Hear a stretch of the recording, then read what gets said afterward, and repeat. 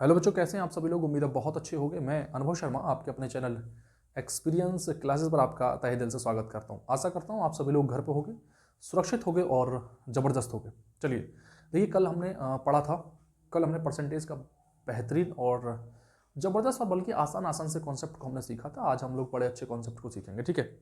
चलिए, मैंने कल आपको एक 1/2 से लेकर 1/11 तक के कॉन्सेप्ट को ध्यान से बताया था कि भाई 1/11 तक की जो फ्रैक्शंस हैं हम आराम से याद कर सकते हैं, है ना। तो मैं ये चाहूँगा कि आप फटाफट से जो कमेंट में आप फटाफट से, जिन लोगों ने भी पूरी क्लास ली थी, आप उन्हें कमेंट में लिखें या फिर एक कॉपी पेपर लेके बैठें और कॉपी पेपर खटाखट उन सभी फ्रैक्शंस को लिख लें एक बार, और फटाफट से आपको फिर याद हो जाएंगे, कभी भी नहीं भूल पाओगे, है ना। तो उसके बाद की कहानी को हम लोग आगे शुरू करते हैं। मैंने कल एक बात बताई थी कि भाई हमेशा याद रखना कि वन जो होता है वो अपन क्या होता है 100% के इक्वल होता है। इस बात को तो बिल्कुल माइंड में बिठा के रखो भाई, ठीक है। हाँ, तो मैंने कहा कि भाई अब 1/11 तक तो मैं आराम से बता चुका हूँ, लेकिन मैं अब जानना चाह रहा हूँ कि 1/12 कितना फ्रैक्शन होगा, है ना। तो 1/12 की फ्रैक्शन जो होती है मैं आराम से बता सकता हूँ, लेकिन मैं उसको प्रूफ करके भी बताऊंगा कि कितनी होती है। वैसे मैं आपको बता दूँ 1/12 इक्वल्स टू होती है 8 राइट 1/3%, इतने परसेंट के बराबर होती है। लेकिन ये आई कहाँ से भाई? यदि मैं 1 को 12 से डिवाइड करूंगा तो 12 को डिवाइड करूंगा इसे, तो इधर भी डिवाइड करना पड़ेगा 100 को। तो 12 8 कितने होते हैं भैया? 96। बचे कितने? 4। तो जो साइड में लिखा होगा उसको यहाँ लिखूंगा, जो ऊपर है, और नीचे कितना?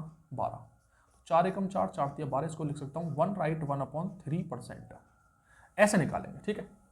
हाँ, 1/13 की फ्रैक्शन कैसे याद करेंगे बेटा? तो मुझे पता है कि यदि मैं यहाँ पे भी तो डिवाइड करना पड़ेगा 100% को 13 से, तो 1/13 को डिवाइड करेंगे फटाफट से 13 से, तो कितनी बार जाएगा फटाफट से बताओ भैया, जल्दी फटाफट से डिवाइड करके मुझे इसकी परसेंटेज बताओ, कितनी परसेंटेज आएगी, तुरंत बता दो भैया। हैं भैया 13 7 जा कितने होते हैं? 91। तो 13 7 जा 91, कितने बचे? 9 बचे अपॉन 13। 1/14 की कल याद करो भाई साहब, मैंने बताई थी 1/7%। 7 राइट 1/7%, 1/14 की होती है, ठीक है। हाँ जी, फटाफट से मुझे बताओ भैया। हाँ, 1/15 की बताओ भैया। एक बात बताओ जरा ध्यान से, यदि मैं 1/15 की जरा चेक करूं तो मुझे क्या नहीं पता? क्या मुझे ये नहीं पता कि मुझे 100 को डिवाइड करना पड़ेगा 15 से? 15 पंजे 75, 15 छक्की 90। तो 15 छक्की 90 भाई। तो इसका मतलब ये होगा 6 राइट 10 बच गए, 10 को इधर लिखो, बटे में 15, बटे में कितना? 15, और ये परसेंट। अरे 5 दूनी 10, 5 तिया 15। क्या 1/15 को 6 राइट 2/3% नहीं लिखा जा सकता? बिल्कुल लिखा जा सकता है यार। अरे बात समझ में आ गई? बोलो भैया, ठीक है। चलो, ऐसे ही मैं जानना चाह रहा हूं कि 1/15 को छोड़ के 1/16 को कैसे लिखेंगे। 1/16 सब जानते हैं यार, सब जानते हैं कि 100% को डिवाइड करूंगा 16 से तो 16 छक्का 96, कितने बचे? 4 बच गए, अपॉन में कितना? 16, ठीक है। 16 छक्का 96, 96 4 बच गए भाई, परसेंटेज आ गया। ये यहां पर भी छोड़ सकते हैं, लेकिन और इसको सिंपल कर लो, 2 दूनी 4, 4 चौक 16, 4 से काट लो ना, 4 एकम 4, 4 चौक 16। तो इसका मतलब 6 राइट 1/4%। ये आएगी भैया आपकी 1/16 की, यानी इधर लिख दूंगा, यदि 1/16 की फ्रैक्शन तुमसे पूछेगा परसेंटेज में, तो 6 राइट 1/4% आपके इक्वल के बराबर होगा। अरे समझ में आ गया बात? बोलो भैया, ठीक है। अब मुझे एक बात बताओ जरा ध्यान से, यदि मैं जानना चाह रहा हूँ 1/17 कितना होगा। 1/17, तो भाई एक बात बताओ, 100% को 17 से ही तो डिवाइड करना है, 17 से। जिसको पहाड़े याद कॉन्सेप्ट क्लियर, जिसको पहाड़े याद के कॉन्सेप्ट क्लियर। 17 पंजे 85। अरे ये 17 7 जा ऐसे याद मत करो, ये सब नहीं, हिंदी में याद करो, हिंदी में कैसे? 17 पंजे 85 है, तो 17 पंजे 85, 85 तो 85 मतलब 5 बार गया, 85 5 बार गया, तो 17 अपॉन में आ गया।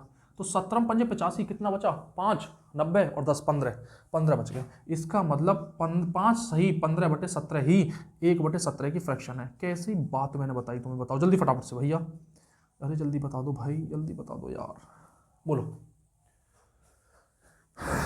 1/17 की जो फ्रैक्शन होती है वो 5 सही 15/17 होती है।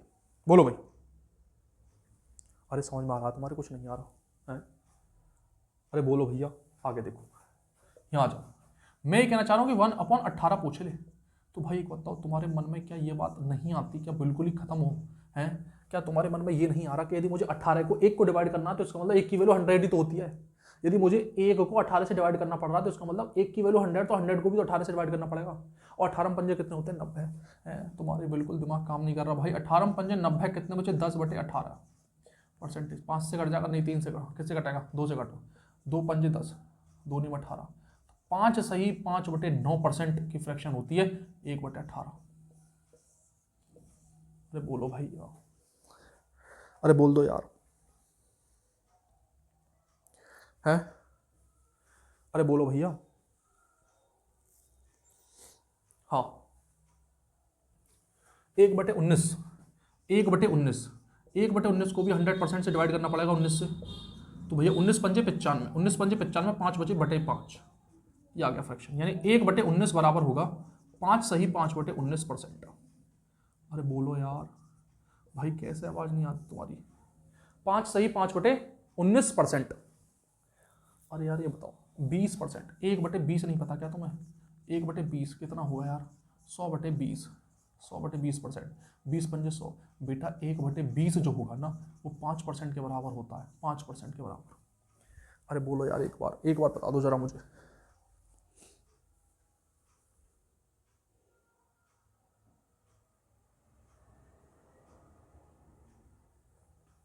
अरे समझ में आ गई बात? नहीं आई है? मैं ये कहना चाह रहा हूँ कि यदि तुमसे कोई पूछे भैया 1/25% बता दो, 1/25%, तो क्या 100% को भाग नहीं दोगे 25 से? हैं? और 25 चौका 100, यानी 1/25 बराबर होगा 4% के, बराबर होगा 4% के। हैं? यदि तुमसे कोई पूछे 1/30 बता दो, 1/30, तो क्या तुम्हें नहीं पता कि 100% को 30 से भाग करना है? इससे ही कट गया। तो 1/30 जो होगा वो होगा 10/3%, 10/3%। है? क्या तुम्हें ये नहीं पता कि यदि तुमसे कोई पूछे 1/40 कितना होगा, तो 100/40% को ही तो भाग करोगे, इससे ही कट गया। 2 पंजे 10, 2 दूनी 4, तो 5/2 यही तो आएगा यार। अरे बोलो यार, बोलो। अरे मेरी बात समझ में आ गई है? यदि तुम लोगों की ये बात समझ में आ गई ना, तो ये परसेंटेज की ना ये वैल्यू देखो भाई साहब, एक ये वैल्यू, एक ये वैल्यू, एक ये वैल्यू, और एक ये वाली वैल्यू, और ये जो वैल्यू मैंने लिखी है यहाँ पे ये आ गई, और एक 17 की आ गई, 18 की भाई साहब मैंने यहाँ लिख दी है, 19 की ये लिखी हुई है ना, 40 की 1/40 ये लिख दिया मैंने यहाँ पे, ये बिल्कुल, ये 20 की मैंने यहाँ लिख दी, 25 की मैंने यहाँ लिख दी, 30 की मैंने यहाँ लिख दी। भाई इनको याद कर लो। यदि तुमने इन परसेंटेज को अपने कंठस्थ कर लिया, मैंने पूछा कि भैया 1/25 कितना होता है, तुम्हारे मन में आया 1/25, तुरंत बताया तुमने कि भैया कितना होता है, 4% होता है। बस इसके बाद परसेंटेज के क्वेश्चंस हिलाने की जिम्मेदारी मेरी। एक एक क्वेश्चन को बड़े प्यार से हम लोग कर रहे होंगे, ठीक है? तो इनको फटाफट से आप लिख लीजिए, मैं इसके बाद की कहानी को आगे लेके चलता हूँ।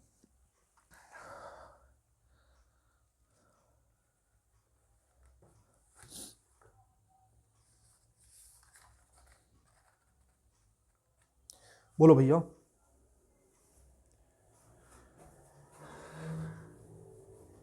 अब पहला क्वेश्चन मैं आपके सामने लेके आ रहा हूं भाई।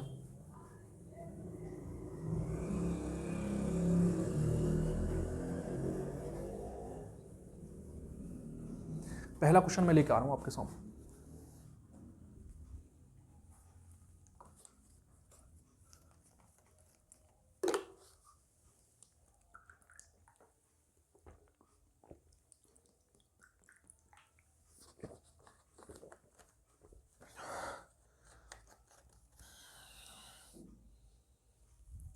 पहला क्वेश्चन देखो जरा ध्यान से। पहला क्वेश्चन क्या कह रहा है? पहला क्वेश्चन ये कह रहा है कि भैया राम के पास, राम की और राज की बात है कि राज का वेतन श्याम से, राज का वेतन राम से 25% अधिक है। राम का वेतन, राम की आय, आय राज से, राज से 25% अधिक है। तो राम की आय राज से 25% अधिक है, तो राज की आय, राज की आय राम से, राम से कितने परसेंट कम है? ये पहला क्वेश्चन है भाई साहब आपका। फटाफट से मुझे बताओ कि कितना होगा। जस्ट 2 सेकंड है तुम्हारे पास क्वेश्चन करने के लिए।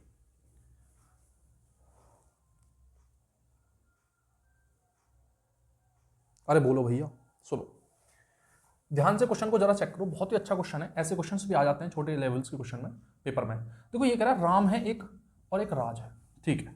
मैं ये कह रहा हूं कि भैया ये रहा राम, ये रहा राम और ये रहा राज। 2 मेथड बताऊंगा, 2 मेथड, दोनों मेथड में जो तुम्हें अच्छा लगे वो कर लेना। पहला मेथड मैं हाँ बताने जा रहा हूं, पहला मेथड है ये, पहला मेथड है वो ये कह रहा है कि ध्यान से देखो, राम की आय राज की आय से अधिक है, तो किसकी आय, सबसे पहले तो ये जानना है कि किसके पास ज्यादा रुपए हैं, किसकी आय ज्यादा है। तो हमें ये बात पता चलती है कि राम की आय राज से 25% ज्यादा है। जिससे कहे ना, जिससे कहे तुम ये बात मानो कि उसके उसी को 100 मान लो, 100 मान लो, जिससे कहे उसी को 100 मान लो। मैंने ये कहा कि मैं राज की आय को 100 रुपए मान लेता हूं कि वो भैया 100 रुपए पर मंथ कमाता है, यानी एक महीना में वो 100 रुपए कमाता है। तो यदि जिससे, इसका मतलब यह हुआ कि वो राज की, जो राम की आय है वो राज की आय से 25% ज्यादा है, तो 100 का 25% 25 ही होगा। अब 100 का 25% 25 ही होगा तो हमें आसान नहीं होगा निकालना।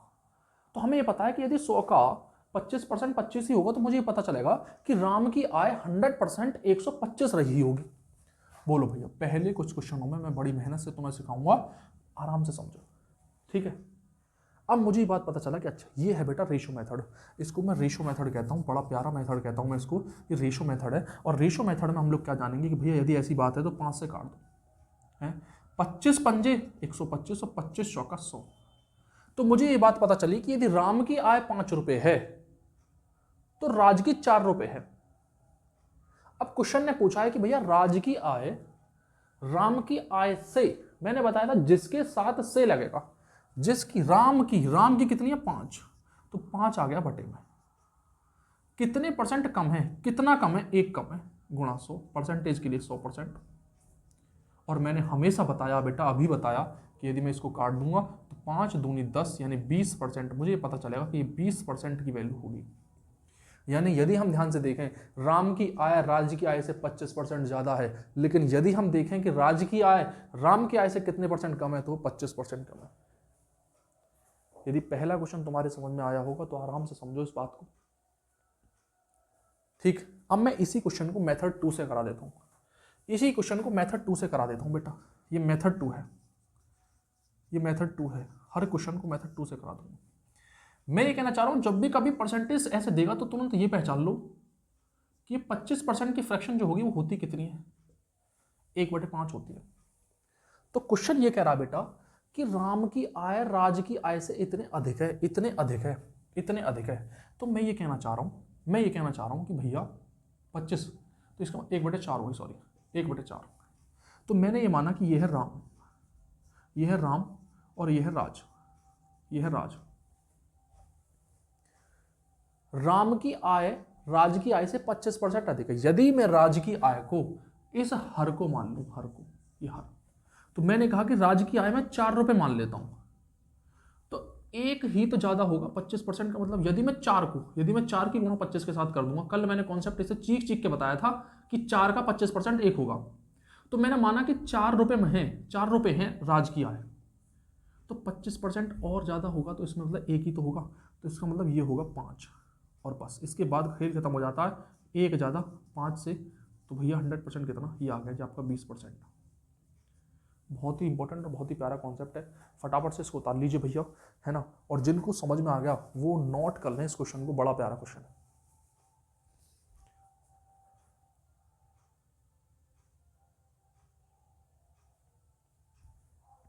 चलिए मैं इसको आगे करा देता हूं भाई, आगे कॉन्सेप्ट की तरफ चलते हैं।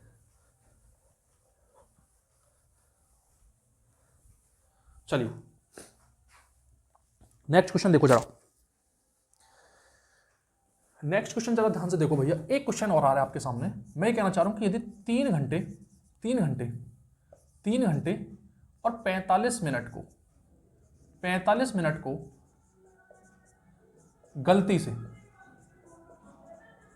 गलती से 3 घंटे 45.5 मिनट लिखा गया, लिख दिया। तो भाई बताओ कितना गलत प्रतिशत लिखा, कितना गलत प्रतिशत है। वास्तव में जो समय था वो 3 घंटे 45 मिनट का था, लेकिन हमने क्या किया गलती से 3 घंटे 45.5 मिनट लिख दिया। एक बात बताओ जरा ध्यान से, ये टोटल जो समय है, ये टोटल समय है, ये भी समय है, तो इसको पूरा मिनट में बदलो बेटा। तो मुझे पता है कि 3 गुणा 1 घंटा प्लस 45 मिनट। मुझे ये भी पता है कि 3 गुणा 1 घंटे में 60 मिनट होती हैं प्लस 45 मिनट। मुझे ये भी पता है कि 180 मिनट हो जाएंगे प्लस 45 मिनट हो जाएंगे। तो 5 और 9 और 8 और 4 कितने हो गए 12, और 1 ये हो गए 225 मिनट। 225 हो जाएंगे क्या? हाँ। 5 8 4 12 का 2 हासिल 1 और 1 और 1 आ गया 2, यानी 225 मिनट होंगे। लेकिन ध्यान से देखो जरा, यहाँ पे ध्यान से देखो बेटा, मैं ये कहना चाह रहा हूं कि भैया 225 मिनट को हमने पढ़ कितना लिया, ये भी तो 225 मिनट थी, लेकिन इसमें हमने एक्स्ट्रा पढ़ा था 0.5 मिनट। और बस यही तो गलती करी थी, बस यही तो गलती थी। और गलती प्रतिशत यदि तुमसे पूछेगा गलती प्रतिशत, तो क्या करोगे? 0.5 कितने से जल्दी पढ़ लिया भैया? 225 से, और गुणा कर दो 100%। यहाँ से पॉइंट हटाओगे 10, ठीक है, 5 से काट दो, 5 एकम 5, 5 चौक 20, 55 25, तो ये आ जाएगा 5 नीम 45 और 5 दूनी 10, 20, इससे कट गया। तो 2/9% की त्रुटि कर दी बेटा, 2/9% की त्रुटि कर दी हमने, ठीक है। फटाफट से इसको उतार लीजिए भैया, बहुत ही प्यारा। ऐसा क्वेश्चन कई बार आया है समय से रिलेटेड, ठीक है। अरे समझ में आ गया तुम लोगों के? नहीं, ठीक है, चलो।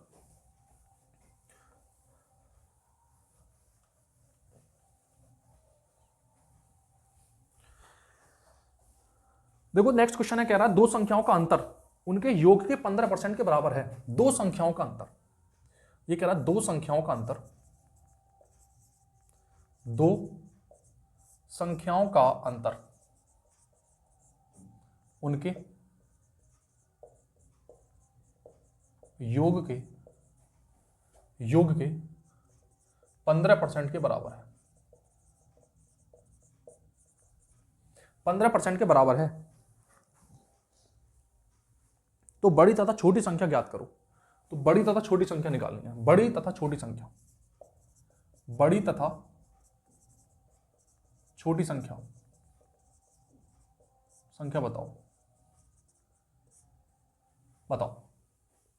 इस क्वेश्चन से पहले मैं एक चीज सिखाना चाह रहा हूं, तुम्हें ध्यान से देखो जरा। चलो ठीक है, सोई बात नहीं।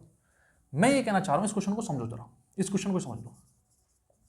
मैं ये कहना चाह रहा हूं कि यदि मेरे पास दो संख्या हैं, दो संख्या, मुझे नहीं पता कौन सी संख्या है, मैं मान लेता हूं मेरे पास एक संख्या ए है और एक संख्या बी है, एक संख्या ए है और दूसरी संख्या बी है। क्वेश्चन ये कह रहा है इन संख्याओं का अंतर, इन संख्याओं का अंतर। तो इन संख्याओं का अंतर ले लेते सबसे पहले, इन संख्याओं का अंतर, इन संख्याओं का अंतर उसके योग के, उसके योग के, हाँ सही है बिल्कुल, इसके योग के बराबर है। मैं कह रहा हूं बराबर वाला साइन ये लगा दिया। उनका योग कितना होगा? ए प्लस बी होगा, नहीं होगा? योग के 15% के बराबर है, ये बता दो बस मुझे। क्या मैं ऐसे लिख सकता हूं? अरे बोलो भैया। यदि मेरे पास दो संख्या, मैं कहना चाह रहा हूं दो संख्याओं का अंतर, दो संख्या मेरे पास ए और बी हैं, इन दोनों संख्याओं का अंतर इन दोनों संख्याओं के योग के 15% के बराबर है। 15% भैया एक बात तो 5 से काट दो, 5 दिया 15 और 5 दूनी 10, 20 आ गया।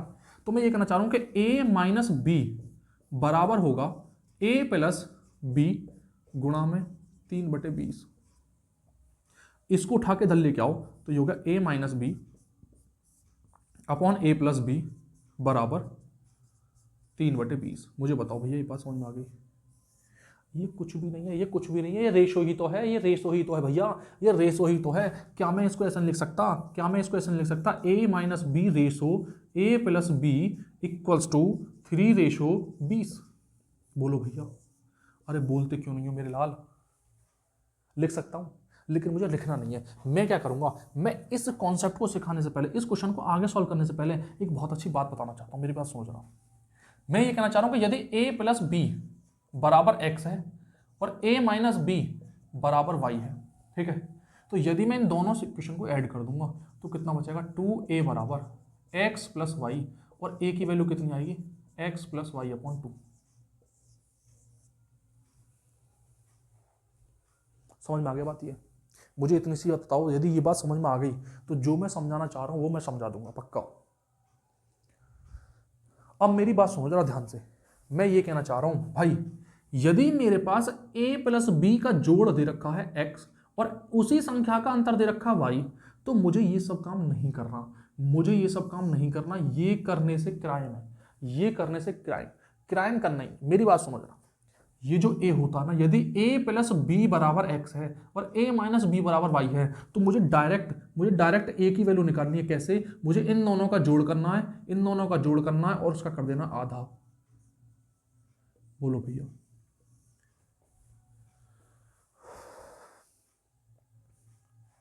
अरे बोलो यार, मेरी बात समझ में आगे नहीं आई। मैं ये कहना चाह रहा हूँ भाई तुमसे, मेरी बात ध्यान से सुन लो, कि यदि मेरे पास a प्लस बी बराबर x है और a माइनस बी बराबर y है, तो मुझे यदि a की वैल्यू निकालनी है तो a प्लस यानी इन दोनों को जोड़ के उसका आधा कर दूंगा, काम खत्म। अरे बोलो यार, समझ में आ रही है बात? मेरी बात सुन रहा। अच्छा भैया, यदि मुझे b की वैल्यू कैसे, मेरी बात समझ रहा, यदि मेरे पास a प्लस बी बराबर x है और a माइनस बी बराबर y है, ठीक है, यदि मुझे b की निकालनी पड़ेगी वैल्यू, तो मुझे बेटा ये माइनस करने पड़ेंगे। माइनस करूंगा तो ये साइन चेंज हो जाएंगे, ये कट जाएगा, तो ये आ जाएगा 2b बराबर x माइनस के y, x, और b की वैल्यू निकालोगे तो x माइनस के y अपॉन 2। अरे बोलो यार, मैं कह रहा हूँ कि ये करना ही नहीं है, ये करना ही नहीं है भैया, ये करना ही नहीं है। क्या करना फिर? मैं ये कह रहा हूं कि जब भी कभी मुझे a की वैल्यू निकालनी होगी, इस a की वैल्यू निकालनी होगी, दोनों को जोड़ के आधा करूंगा। लेकिन यदि पीछे वाली वैल्यू जो माइनस में होगी यहां पे वो निकालनी होगी, तो मैं इन दोनों का अंतर करूंगा और उसका आधा करूंगा बेटा। बोलो भैया, अरे बोल दो यार, बोलो भाई साहब, अरे बोलो यार, कुछ तो बोल दो, बोलो। समझ में आ गया बात? अब जरा चेक करो एक बार, मैं क्या ये कह सकता हूं, क्या मैं ये कह सकता हूं कि a माइनस बी की वैल्यू 3 है और a प्लस बी की वैल्यू 4 है? बोल दो यार। a माइनस बी बराबर आ गया 3 और a प्लस बी बराबर आ गया 20। तो क्या आप नहीं बता सकते a बराबर क्या होगा? इन दोनों को जोड़ दो, इन दोनों को जोड़ो भैया, है कितना आएगा? इन दोनों को जोड़ दो, इन दोनों को जोड़ोगे तो कितना आएगा? 23/2। a की वैल्यू आगे निकल गई। b की वैल्यू कितनी आएगी? इन दोनों का अंतर, इन दोनों का अंतर कितनी आएगी भैया? 17/3, सॉरी 17/2, 17/2।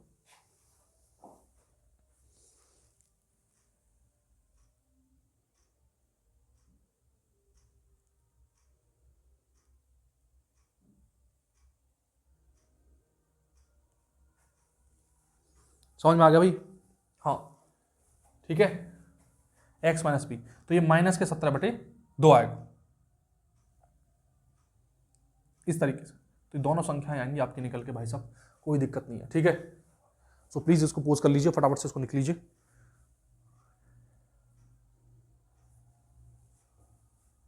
चलिए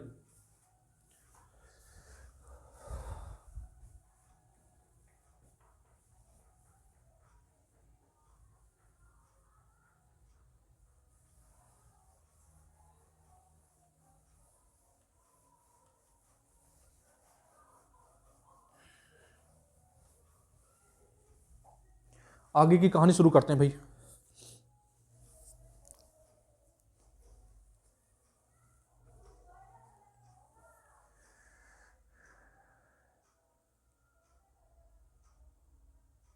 एक क्वेश्चन ज्यादा चेक करो फटाफट से, देखो एक क्वेश्चन है, ए का 80%, ए का 80%, ए का 80% बराबर है बी के या बी का ए का 80% बराबर है बी का 50%, ए का 80% बराबर है बी का 50%, तथा तथा तथा बी ए का x% के बराबर है तब x की वैल्यू बता दो। तब x की वैल्यू बताओ भाई साहब, बड़ा प्यारा क्वेश्चन है, बहुत ही प्यारा, मेरा फेवरेट क्वेश्चन है ये। तब x का मान बताओ।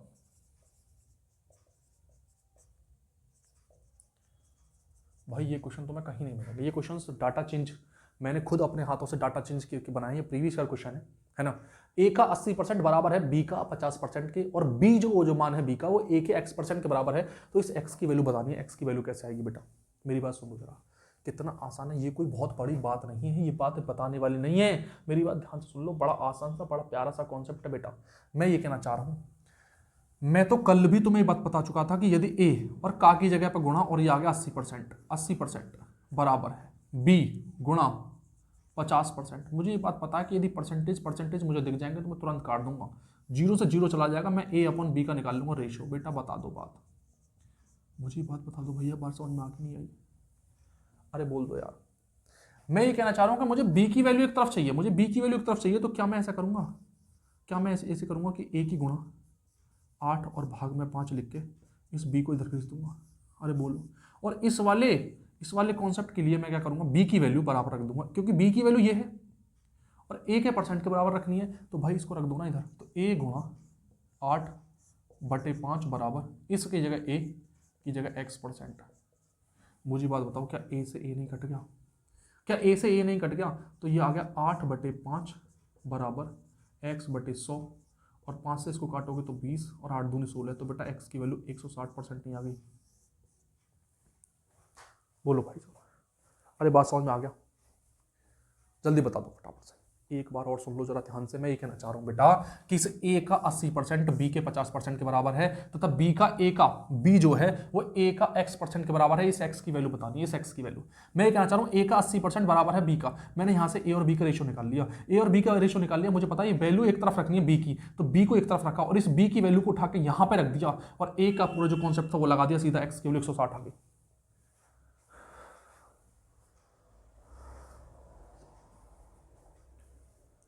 अरे समझ में आ गया तुम्हारे, अरे बोलो यार।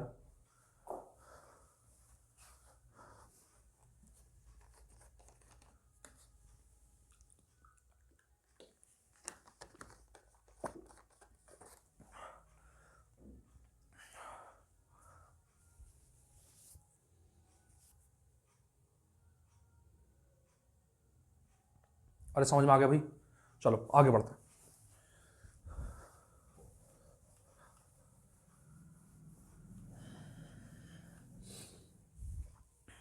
नेक्स्ट क्वेश्चन,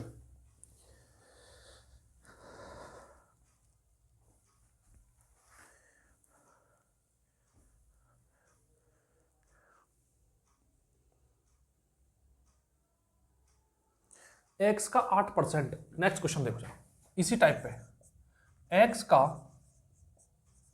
8% बराबर है y का 4% के, तब तथा x का 20% ज्ञात करो, x का 20% ज्ञात करो।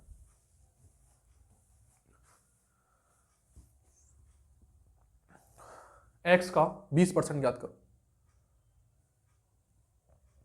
कौन करेगा इसको?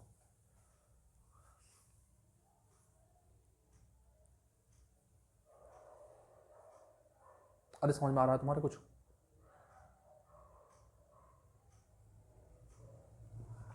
देखो इधर देखो, ये कितना आसान क्वेश्चन है यार, है ना, ये बताने वाली बात नहीं है। x का 8%, x का 8% बराबर है y का 4%। मैंने बताया परसेंटेज से परसेंटेज कैंसिल, 4 से 2 बार, तो मुझे बात पता चला कि x अपॉन वाई बराबर 1/2। अरे ये भी समझ में नहीं आया क्या है? ये भी समझ में नहीं आएगा तुम्हारे?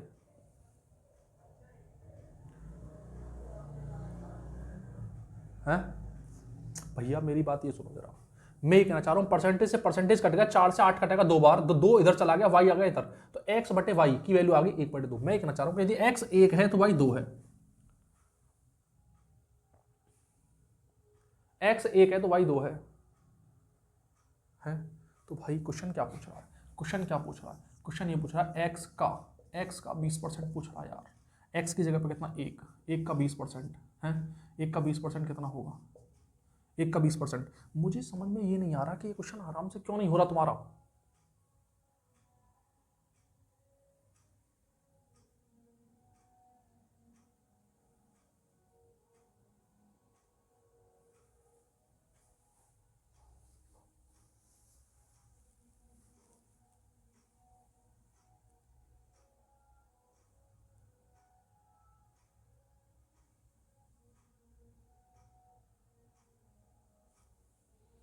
अरे समझ में आ गया तुम्हारे कुछ,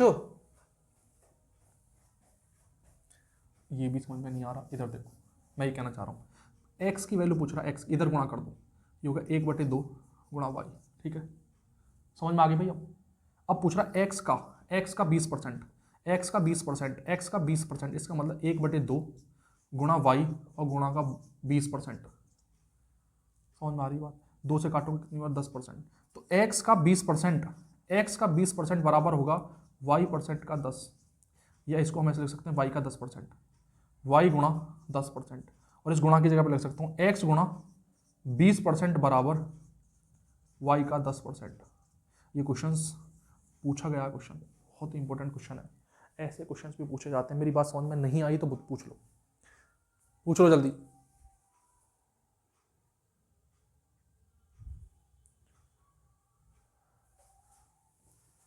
मेरी बात सुनो जरा, इधर देखो जरा ध्यान से, यहाँ पर मैं ये कहना चाह रहा हूँ, मेरी बात ध्यान से सुनो जरा। मैं तो इतना कहना चाह रहा हूँ कि भाई एक्स का 8% बराबर है वाई का 4% के। इस परसेंटेज से परसेंटेज कट गया, 4 से ये कट गया 2 बार, ये आ गया 2x बराबर वाई। तो x की वैल्यू कितनी आएगी, y/2 आएगी ना, आएगी।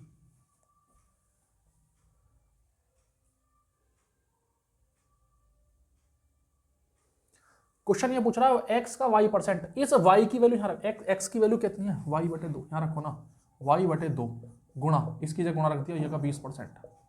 यदि मैं इसको काट दूं तो कितनी बार जाएगा, 10, तो आंसर कितना आएगा, y गुणा, इसकी जगह ऑप्शन में एसएससी ने कहा कि y का 10%, ये भी तो आंसर आ जाएगा। अब समझ में आ गई बात। इस गुणा की जगह पे का नहीं लिख सकते, फटाफट से देखो इसको,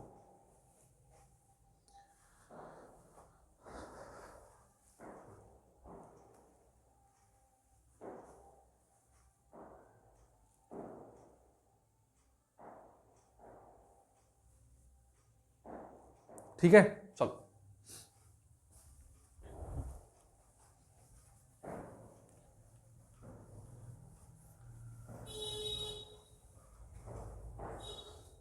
अगला क्वेश्चन ध्यान से देखो भाई। अगला क्वेश्चन ये कह रहा है,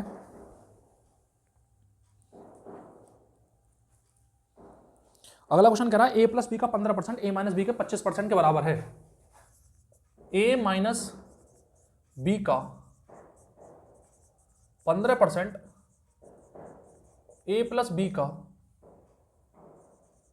a का 25% के बराबर है।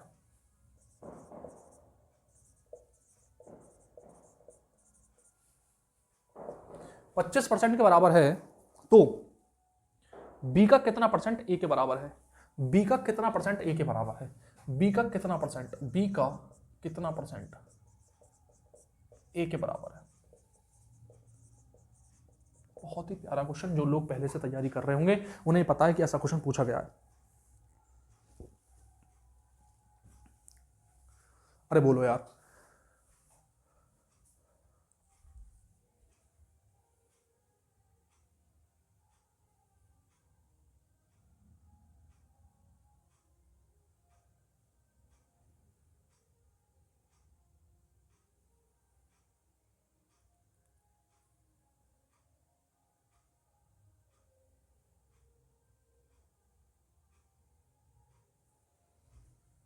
ठीक है, अब मेरी बात सुनो जरा ध्यान से।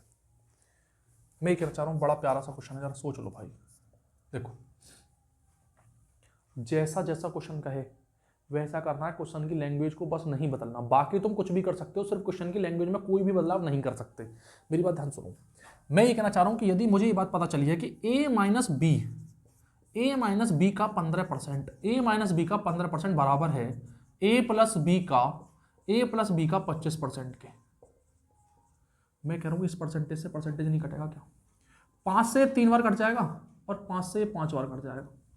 तो मैं यदि a minus b upon a plus b निकालूं, अरे अब तो समझ में आ गई बात। तो ये 5 और ये चला गया 3 में, तो ये वाली बात समझ में आ गई नहीं आई?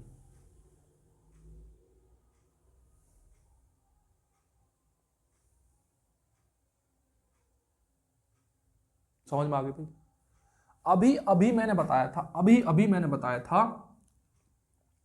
मैंने बताया था कि यदि ऐसी कंडीशन देगा तो इस a की वैल्यू आएगी इन दोनों का जोड़ और आधा, यानी 8 का आधा कितना? 4।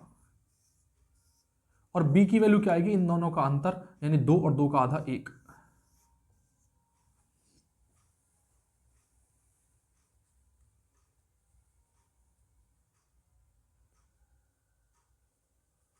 ठीक है, क्वेश्चन ये पूछ रहा है बी का कितना परसेंट ए के बराबर होगा, बी का कितना परसेंट ए के बराबर होगा, कैसे सॉल्व करोगे?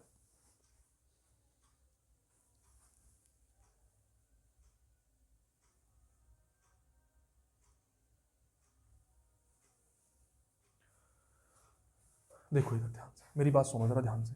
बी का कितना परसेंट, मैं मान लेता हूं बी का x परसेंट ए के बराबर है। बी का कितना परसेंट ए के बराबर होगा? बी का x परसेंट ए के बराबर है ना? तो बी की वैल्यू कितनी है? 1। 1 का x परसेंट ए के बराबर है ना? तो बी का कितना परसेंट, तो कितना परसेंट मतलब मुझे x की वैल्यू निकालनी है, x की वैल्यू निकालनी है बी का। आप सुनो जरा ध्यान से, जब भी कभी कहते बी का तो बी को अपॉन में रख लो, है ना? x ए के कितने परसेंट के बराबर है? 4 गुणा 100 कर दो, 400% के बराबर है। बोलो, अरे नहीं समझ में आई बात? जल्दी बताओ। क्वेश्चन को ध्यान से सुनोगे ना, ध्यान से इसको दिमाग लगाओ यहाँ, इसमें थोड़ा सा दिमाग लगाना शुरू करो। मैं ये कहना चाह रहा हूं कि भैया बी का कितना परसेंट, बी का मैंने हमेशा चीख चीख के बताया, जिसके साथ का आएगा वो बटे में आएगा, जिसके साथ का आएगा वो बटे में आएगा। भैया बी के साथ का आ रहा, बटे में आ गया। ए की वैल्यू पर रखी और प्रतिशत निकालने के लिए 100 से 100%, 400% आंसर नहीं आ गया?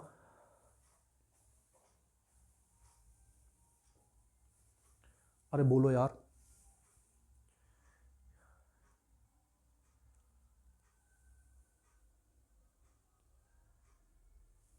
समझ में आ गई बात? चलो नेक्स्ट क्वेश्चन पे तरफ।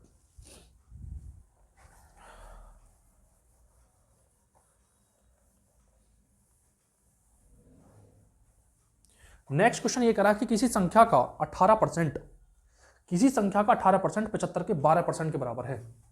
किसी संख्या का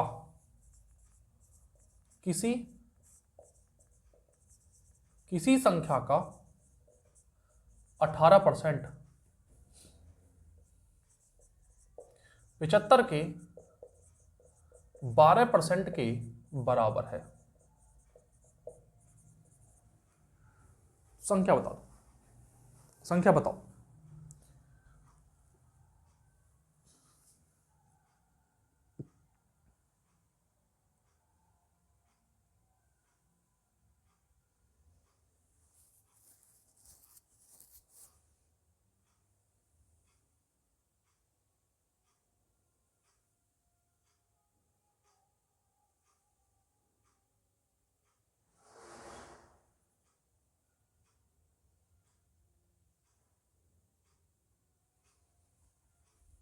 ठीक है, अब मुझे बताओ, यदि मैंने वो संख्या x मान ली, यदि वो संख्या मैंने नंबर n मान ली, n का की जगह गुणा आ गया, का की जगह गुणा 18% का मतलब 0 बराबर है 75 के 12% के बराबर, 75 के 12% के बराबर। मैं कह रहा हूँ कि 100 से 100 नहीं कट जाएगा? बोलो हैं? 3 छिंग 18, 3 चौक 12 और 2 तिया 6 और 2 दूनी 4, 2 तिया 6, 3 से इसको काट दो, 3 दूनी 6, 3 पंजे 15, वो नंबर जो होगा वो 25 होगा, वो 25 नंबर,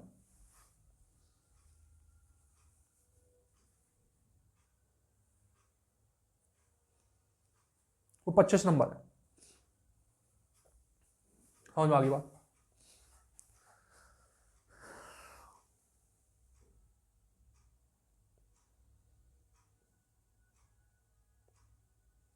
अरे समझ में आ रही बात? मेरी बात फिर से सुन लो जरा। मैं ये कह रहा हूं कि किसी संख्या मतलब n का 18% 75 के 12% के बराबर है। किसी संख्या n के 18% का 75 का 12% पर 100 से 100 कट गया, इसको काट दिया मैंने इस तरीके से, n की वैल्यू 25 आ गई। बोलो बात समझ में आ गई? ठीक है, आगे बढ़ो।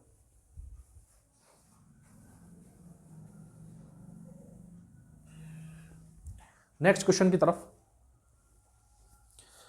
नेक्स्ट क्वेश्चन ये कह रहा है, यदि एक संख्या x दूसरी संख्या y से 10% कम है, यदि एक संख्या x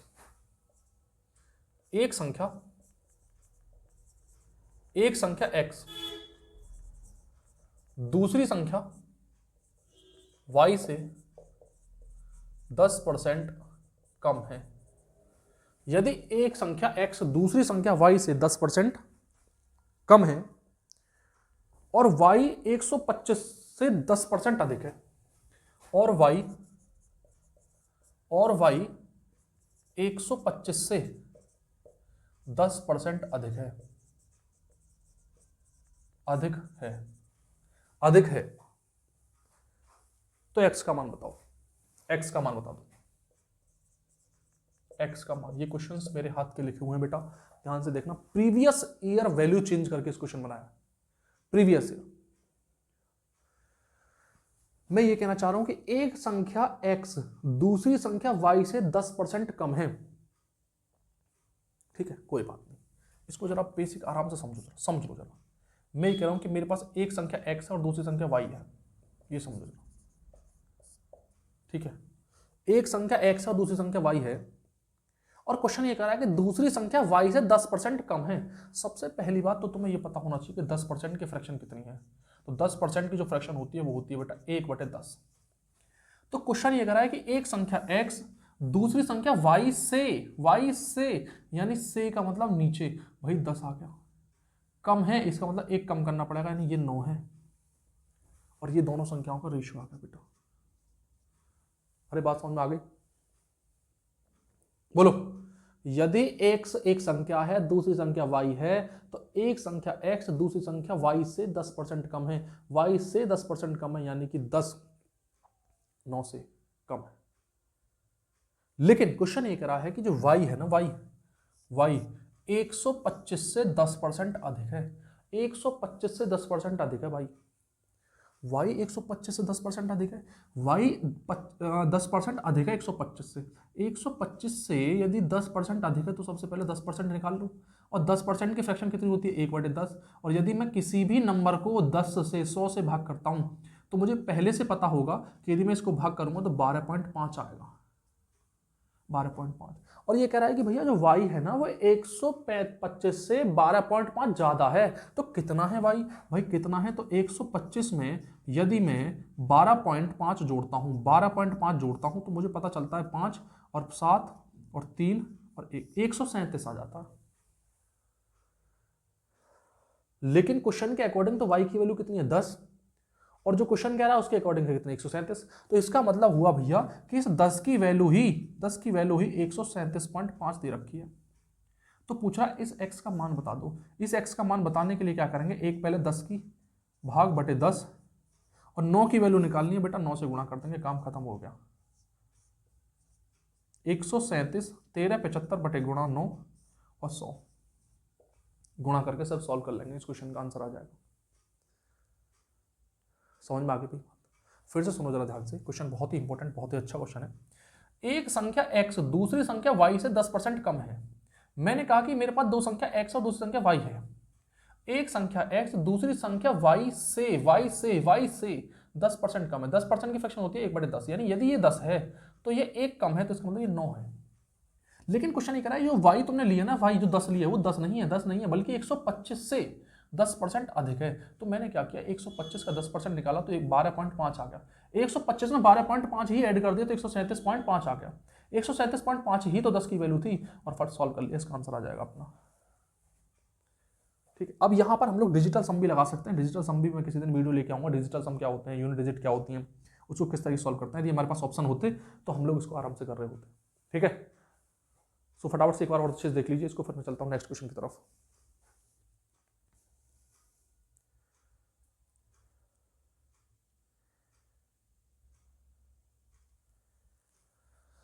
चलिए,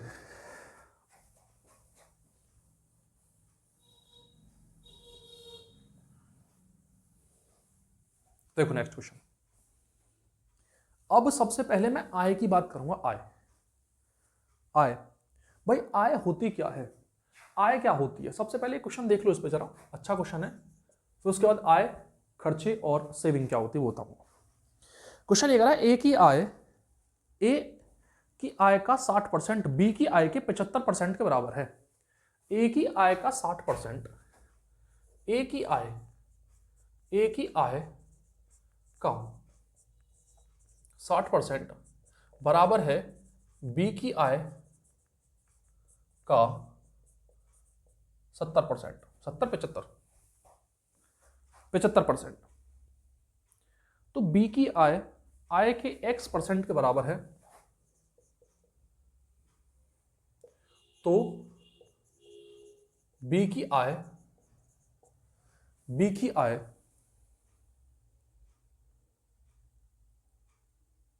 तो बी की आय ए की आय के x% के बराबर है। बी की आय ए की आय के, ये बराबर है, तो बी की आय ए की आय के, ए की आय, आय के x% के बराबर है। तो x का मान बताना है, तो x का मान, जैसा कॉन्सेप्ट अभी कराया था ना, सेम क्वेश्चन इस पे, सेम क्वेश्चन करके देखो फटाफट से एक बार, 2 मिनट है तुम्हारे पास।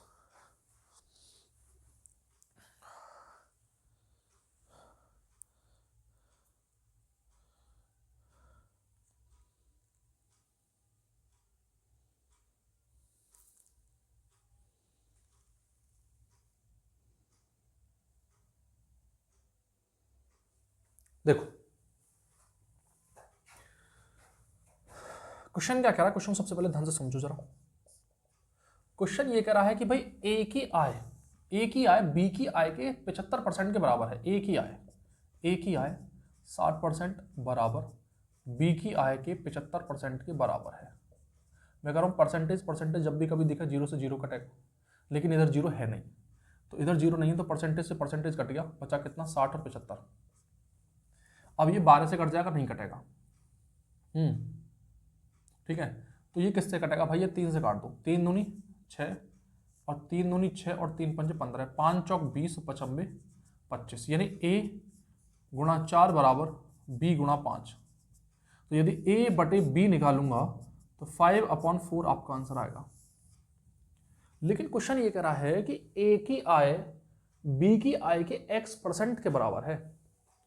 बी की आय ए की आय के x% के बराबर है। बी की आय, बी की आय x% के बराबर है ए की।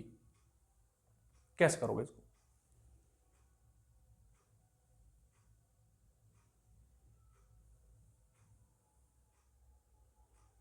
बोलो भैया।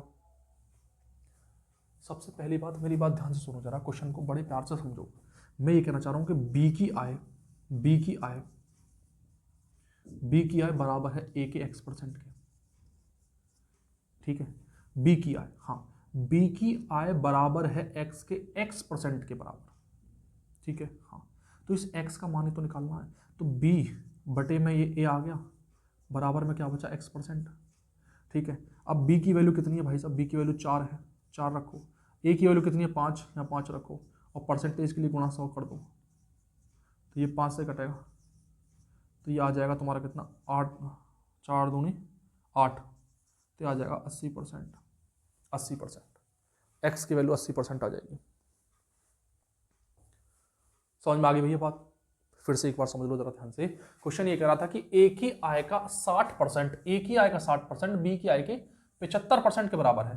तो ए का 60% निकाला, बी का 75% बराबर रखा, तो ए और बी का रेशो निकाल दिया। ए और बी का ये है रेशो, ये है रेशो, ये मैंने रेशो निकाला, ठीक है, रेशो निकाला। तो मुझे ये बात पता चला, क्वेश्चन में ये कह रहा था कि भैया ए की आय है एक्स का, ए का x% है, ए की आय, कोई बात नहीं, मैंने कहा कि ए को बटे में ले आओ, तो b अपॉन ए बराबर x% आ गया, b अपॉन ए बराबर x% आ गया।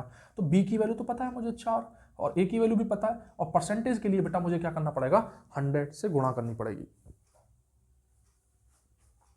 अरे समझ में आ गया तुम्हारे, कुछ नहीं आया है? चलो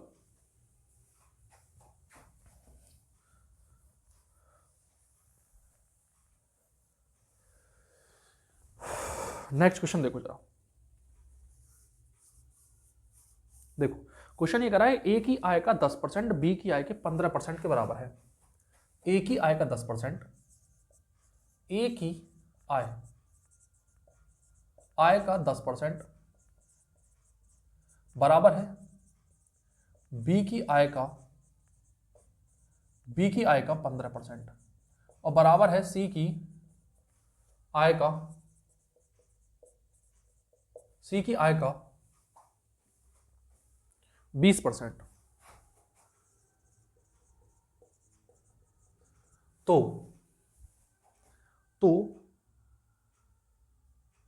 अच्छा, यदि तीनों की आय का योग 7800 रुपए है, यदि तीनों की आय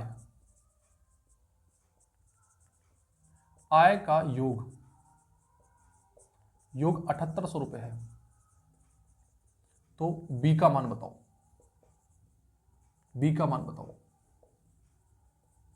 फटाफट से करो, बी का मान बताओ।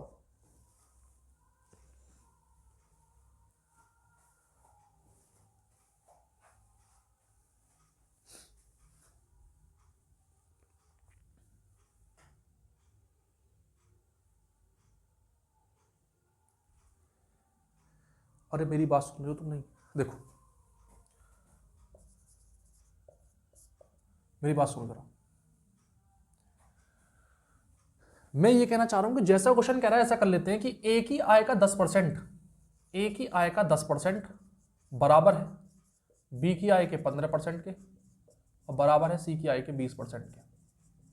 परसेंटेज से परसेंटेज कैंसिल हो गया, ठीक है, 5 से काट दो, 5 दूनी 10, 5 तिया 15, और 5 चौक 20, तो ए यानी 2a बराबर आएगा 3b बराबर आएगा 4c। ऐसी बात समझ में आ गई? मैं इस कॉन्सेप्ट को वैसे रेशो जब मैं पढ़ा रहा हूँ तो रेशो में बहुत बेहतरीन तरीके से इस कॉन्सेप्ट को समझाऊंगा, लेकिन अभी जब भी कभी अभी यदि ऐसी बात बन रही तो अभी भी मैं बता दूंगा इसको कि बेटा ए की गुणा में जो लिखा हुआ है, बी की गुणा में जो लिखा हुआ है, सी की गुणा में जो लिखा हुआ है, इन तीनों का एलसीएम ले लो, और इन तीनों का एलसीएम आएगा 12, इन तीनों का एलसीएम आएगा 12, और बस भाई साहब इसको एक, ये 2, 3, और ये इसको भी इसी के बराबर मान लो, कोई कांस्टेंट वैल्यू मान लेते हैं, ये हो गया 12, है ना, ये आ गया 4। बेसिक मेथड बता रहा हूँ, ऐसा करना नहीं है, मैं एक करके दिखा रहा हूँ कि एक को बराबर रखो 4 के, एक को बराबर रखो 4 के, तो 2a बराबर आ गया 12, तो a की वैल्यू आ गई 6, a की वैल्यू 6। फिर 2 को बराबर रखो 4 के, फिर बराबर रखो 4 को, तो 3b बराबर आ गया 12, तो b की वैल्यू कितनी आ गई 4। फिर 3 को बराबर रखो 4 के, 3 को बराबर रखो 4 के, तो भैया 4c बराबर आ गई 12, तो c की वैल्यू आ गई 3। क्वेश्चन ये कह रहा है कि a की वैल्यू 6 है, b की वैल्यू 4 और c की वैल्यू 3 है, इन तीनों का योग दे रखा 7800, 6 4 10 3 13, तो भाई साहब 13 की वैल्यू दे रखी है 7800, और 13 छिंग 78, एक की वैल्यू कितनी होगी 6 गुना है, ठीक है, हाँ, तो इसका मतलब 600 गुना है ये, तो इसका मतलब हमें किसकी वैल्यू निकालनी है, b की वैल्यू निकालनी है, और b की वैल्यू कितनी 4, तो भैया ये भी 600 गुना होगा, तो इसका मतलब 6 चौक 2400 रुपये होंगे।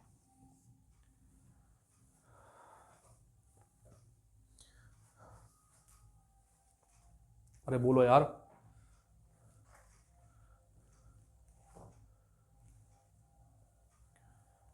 अरे समझ में आ गया भाई तुम्हारे?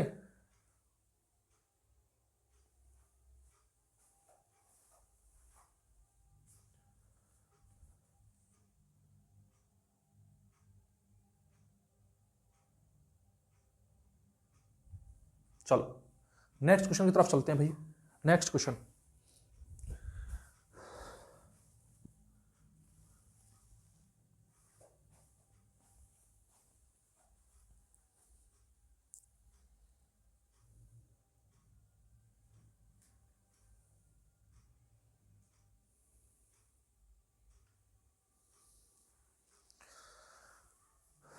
देखो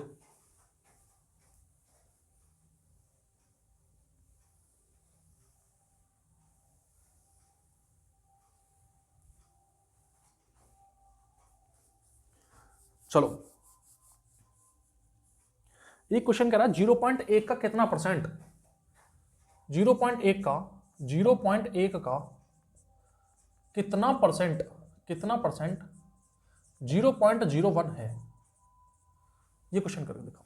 0.1 का कितना परसेंट 0.001 है, 0.01 है।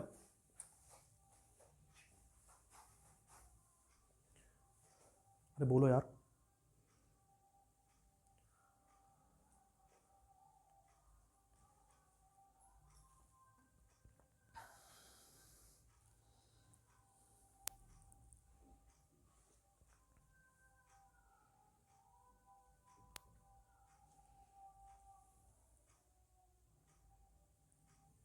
देखो मैं ये कहना चाह रहा हूँ, मैं तो सिर्फ ये कहना चाह रहा हूँ, इस बात को ज़रा ध्यान से देखा जाए हमें, तो मुझे पता है कि 0.1 का कितना परसेंट, मैं तो ये कहना चाह रहा हूँ कि भाई 0.1 का की जगह गुणा आ गया, कितने की जगह x% लगा लो ना, x% इतना होगा, ये बताओ, ये बात समझ में आगे नहीं आई? अरे भैया एक बात, मेरी बात सुन लो जरा, अर्थमेटिक में ना सिर्फ लैंग्वेज का खेल है, लैंग्वेज। यदि तुमने ध्यान से लैंग्वेज को समझना शुरू कर दिया तो क्वेश्चन हो जाएंगे बहुत ज़्यादा आसान। यदि तुम लैंग्वेज में ही उलझे रहे ना तो मामला हो जाएगा बहुत ज़्यादा खराब। तो मेरी बात मान जाओ, पहले सबसे पहले क्वेश्चन को ध्यान से पहले फोकस करो। क्वेश्चन ये कह रहा है कि 0.1 का 0.1 का 0.1 का 0.01% कितना है, किसके कितने बराबर है। मैं ये कह रहा हूँ 0.1 का कितना परसेंट 0.01 है भाई, तो मैंने कहा कि 0.1 का की जगह गुणा कितने की जगह x% बराबर होगा 0.1। सब जानते हैं क्या, सब नहीं जानते क्या? मैं इसको हटाऊंगा क्या, मुझे ये नहीं पता परसेंटेज हटाऊंगा तो 0 आएगा यहाँ डबल? भाई मुझे ये नहीं पता कि यहाँ पर भी 100 आएगा, इस 100 से 100 नहीं कट जाएगा, तो x की वैल्यू यहाँ 1 आ गई तो x बन जाए x, यानी 10 बन जाए 10 नहीं आ जाएगा?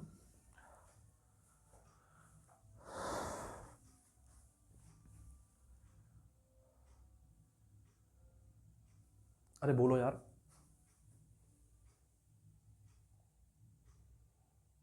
समझ में आ गया?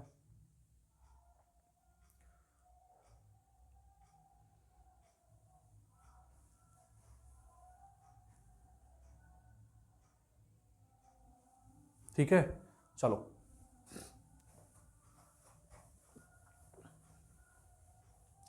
एक क्वेश्चन है, ए के पास बी से 2 गुने रुपए है तथा बी के पास सी से 50% अधिक रुपए है।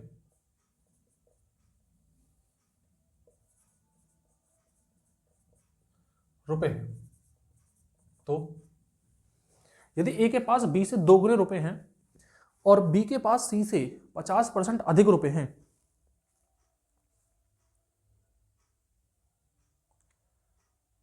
यदि तीनों का औसत 110 है तो ए के पास कितने रुपए हैं? यदि तीनों का औसत, बड़ा प्यारा क्वेश्चन हो गया, यदि तीनों का औसत, यदि तीनों का औसत 110 रुपए है, 110 रुपए है, तो ए के पास धन कितना है? ए के पास धन कितना है? ए के पास धन कितना है? बहुत ही प्यारा क्वेश्चन हो गया भाई, फटाफट से इसको ट्राई करने की कोशिश करेंगे, उसके बाद मैं करा रहा हूं।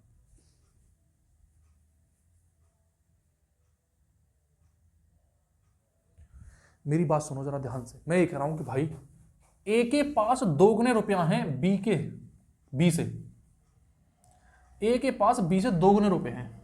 मेरे पास ये रहा ए, ये रहा बी और ये रहा सी, तीन लोग हैं ना हमारे पास, ये तीनों, यानी ए के पास बी से दोगुने रुपए हैं और बी के पास सी से 50% अधिक रुपए हैं। जैसे ही मुझे परसेंटेज दिखा, मैंने तुरंत किया कि 50% की फ्रैक्शन तो 2 होती है, 2 होती है।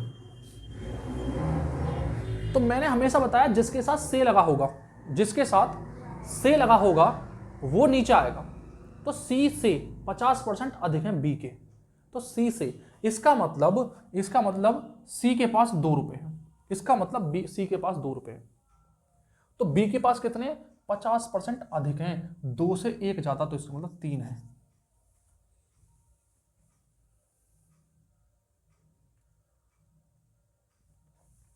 और ए के पास बी से 2 गुने हैं, बी से 2 गुने, तो इसका 2 गुने करोगे तो कितना आएगा, 6 आ गया। यानी यदि ए के पास 6 रुपए हैं तो बी के पास 3 है और सी के पास 2 रुपए हैं। ये कह रहा है कि तीनों का औसत 110 है, तीनों का औसत तो भैया इनको जोड़ के भाग करा जाता है, सबको जोड़ोगे तो 6 और 3 9 और 2 कितना हो, 11। तो 11 को यदि तुम 3 से भाग करोगे तो इनका औसत ही तो दे रखा है 110 रुपये। अरे भैया जोड़कर जितने नंबर ऑफ टर्म्स होते हैं उनको जोड़ते हैं नंबर ऑफ टर्म्स से, sum of terms upon number of terms. तो यदि मैं सबको जोड़ूंगा 11 आएगा, 11 को 3 भाग, 1 2 3 से भाग करूंगा, औसत निकल गया। 11 से 110 को काटेंगे 10 बार जाएगा, तो 1 की वैल्यू 30।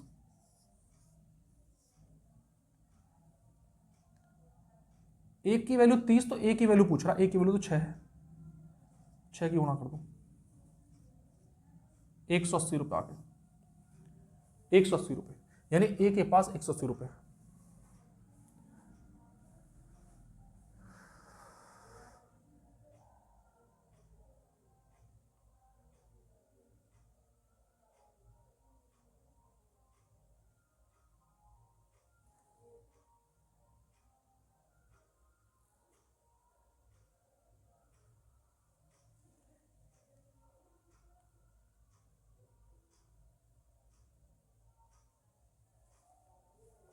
समझ में आ गया अभी बात?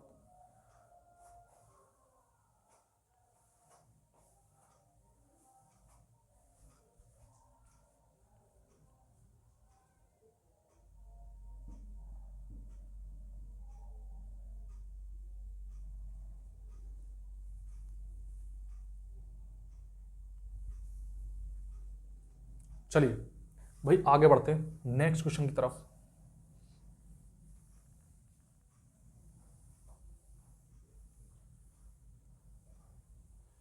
नेक्स्ट क्वेश्चन देखो जरा,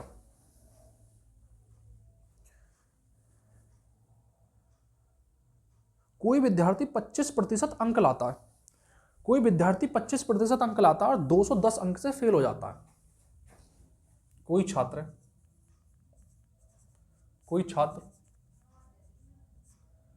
25% अंक लाता है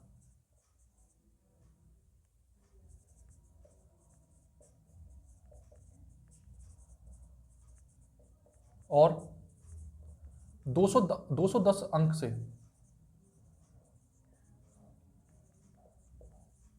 फेल हो जाता है, फेल हो जाता है। यदि वह 55% अंक लाता तो 240 अंक से पास हो जाता।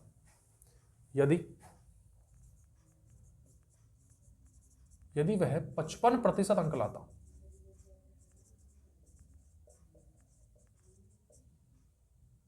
तो वह 240 अंक से पास हो जाता।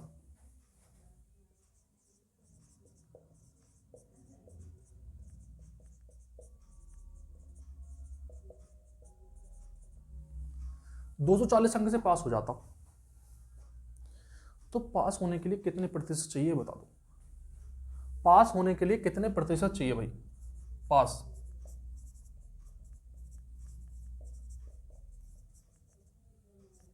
पास होने के लिए कितने प्रतिशत चाहिए? बताओ।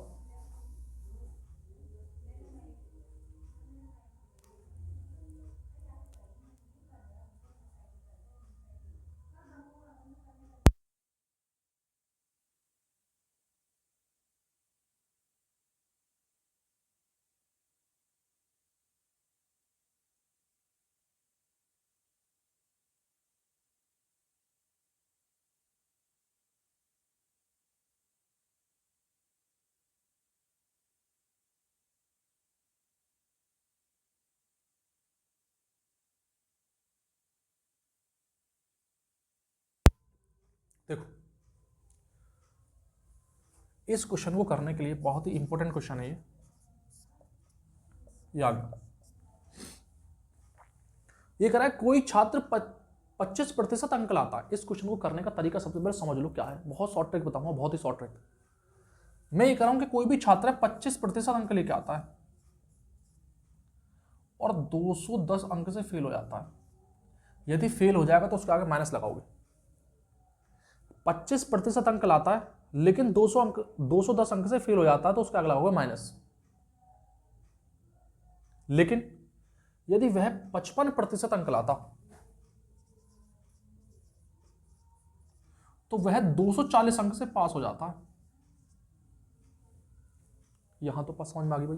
भाई यहां तो हो रहा है वो फेल और यहां पे हो रहा है वो पास। अब मेरी बात ध्यान से सुनो जरा। यदि तुम इसमें से इसको भाग माइनस करोगे, 5 में से 5 का 0 और 5 में से 2 गया तो 3, तो 30% बचेगा। यदि तुम इसमें से इसको माइनस करोगे, मेरी बात बताओ जरा ध्यान से, 240 को माइनस करोगे माइनस के 210, तो ये हो जाएगा 240 माइनस माइनस प्लस 240, 210, तो 0, 4 और 1 5 और 2 और 2 4, 450। यानी यहां पर हम लोग हमेशा ऐसे कर रहे होंगे इस तरीके से, 240 माइनस के 210, तो माइनस माइनस प्लस इसको जोड़ेंगे 45 आ जाएगा, यानी 450। तो मैं ये कहना चाह रहा हूं कि भैया यदि मैं 1% की वैल्यू निकालूंगा तो मुझे पता चलेगा कि 45 यानी 450 को भाग करूंगा 30 के साथ, इससे इसको काटूंगा, है ना, 3 एकम 3 पंच 15, यानी 1% की वैल्यू आ गई 15 नंबर। 1% बराबर है 15 नंबर के। तो पूछ रहा है कि पास होने के लिए कितने परसेंट की जरूरत पड़ेगी। सबसे पहले ध्यान से देखो भाई, जो नंबर होते हैं ना, वो जो नंबर होते हैं किसी भी टोटल नंबर का जो पेपर बनता है, वो होता है 100%। यदि तुमसे पूछता कि भैया कितने नंबर थे, पेपर कितने नंबर का था, तो पेपर था 100% का, दोनों साइड 100% से गुणा कर देते तो इसका मतलब आ जाता आपका 1500 नंबर का पेपर था। लेकिन उसने ये पूछा है कि भैया ये बताओ पास होने के लिए कितने प्रतिशत चाहिए। भाई एक बात बताओ जरा ध्यान से, यदि कोई छात्र है उसको 25% अंक प्राप्त हुए हैं और वो 210 अंक से फेल हो गया, यदि वो पास हो जाता तो पास कब होता, जब उसे 25% अंक तो जो मिले हैं, ये जिन अंकों से फेल हुआ है यदि ये भी इसी को मिल जाते अंक नंबर तो बात बन जाती। लेकिन परसेंटेज को अंक के साथ नहीं जोड़ सकते जो उसे नंबर मिले, तो कैसे करें भाई। तो मेरी बात ये समझ में आई कि भैया एक बात तो 15 नंबर पर 1% बनती है, 15 नंबर पर 1% बनती है ना। हाँ, तो 15% पर 1% जो होती है वो 15% के बराबर है, किसके, 15 अंक के बराबर है, 15 अंक के बराबर है। तो 1 अंक पर कितने परसेंट बनेगी, तो वो बनेगी 1/15 अंक, यानी 1 अंक पर बनेगी 1/15%। 1 अंक पर बनेगी 1/15%, 1/15%, 1 अंक पे। लेकिन हमारे पास तो अंक है 210, तो 210 पर कितनी बनेगी, 210 पे निकाल लो भाई सब तुरंत, 15 से भाग करके 5 से काट दो, 5 दिया 15, ठीक है, हाँ गलत काट दिया मैंने, 5 दिया 15, 5 चौक 20 और 5 दूनी 10, 42 और 3 से काट दो, से 3 एकम 3 और इसको लेके जाओगे इधर तो कितना हो गया 12, तो 3 चौक 12, यानी 14%, यानी 210 जो नंबर हैं वो वास्तव में 14% के बराबर है। किसके बराबर है? 14% के बराबर है। तो पासिंग परसेंटेज कितना होगा? पासिंग परसेंटेज होगा कितना? 25% प्लस 14%, तो 5 और 4 9, और 2 और 1 3%। ये बात समझ में? यानी 39% यदि अंक किसी को प्राप्त हो जाए तो हमें आराम से पता चल जाएगा कि कोई छात्र 39% नंबर पर पास हो जाएगा। अरे समझ में आ गई बात? फटाफट से इसको देखो, एक क्वेश्चन और करा रहा हूं, बिल्कुल भी चिंता होने की दिक्कत नहीं है, आराम से कराऊंगा इस क्वेश्चन को।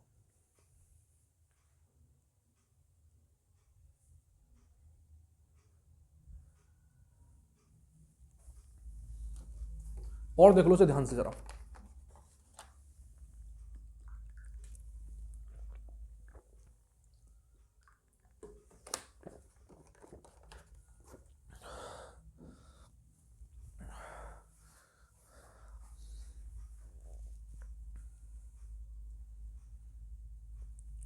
ठीक है, नेक्स्ट क्वेश्चन देखो। कोई विद्यार्थी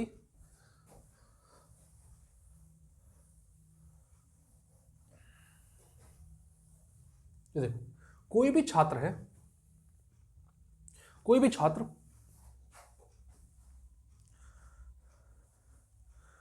छात्र 36% अंक लाता है और 32 अंक से फेल हो जाता है, यानी 36% अंक लेके आया और 32 अंक से फेल हो गया। यदि वह 48 अंक प्राप्त करता, 48% अंक प्राप्त करता, यदि वह 48% अंक लाता तो वह 64 नंबर से पास हो जाता। 64 अंक से पास हो जाता। तो बताओ भैया, पास होने के लिए कितने परसेंट की आवश्यकता होगी, और ये भी बताओ कि टोटल कितने परसेंट का पेपर था, कितने नंबर का पेपर था।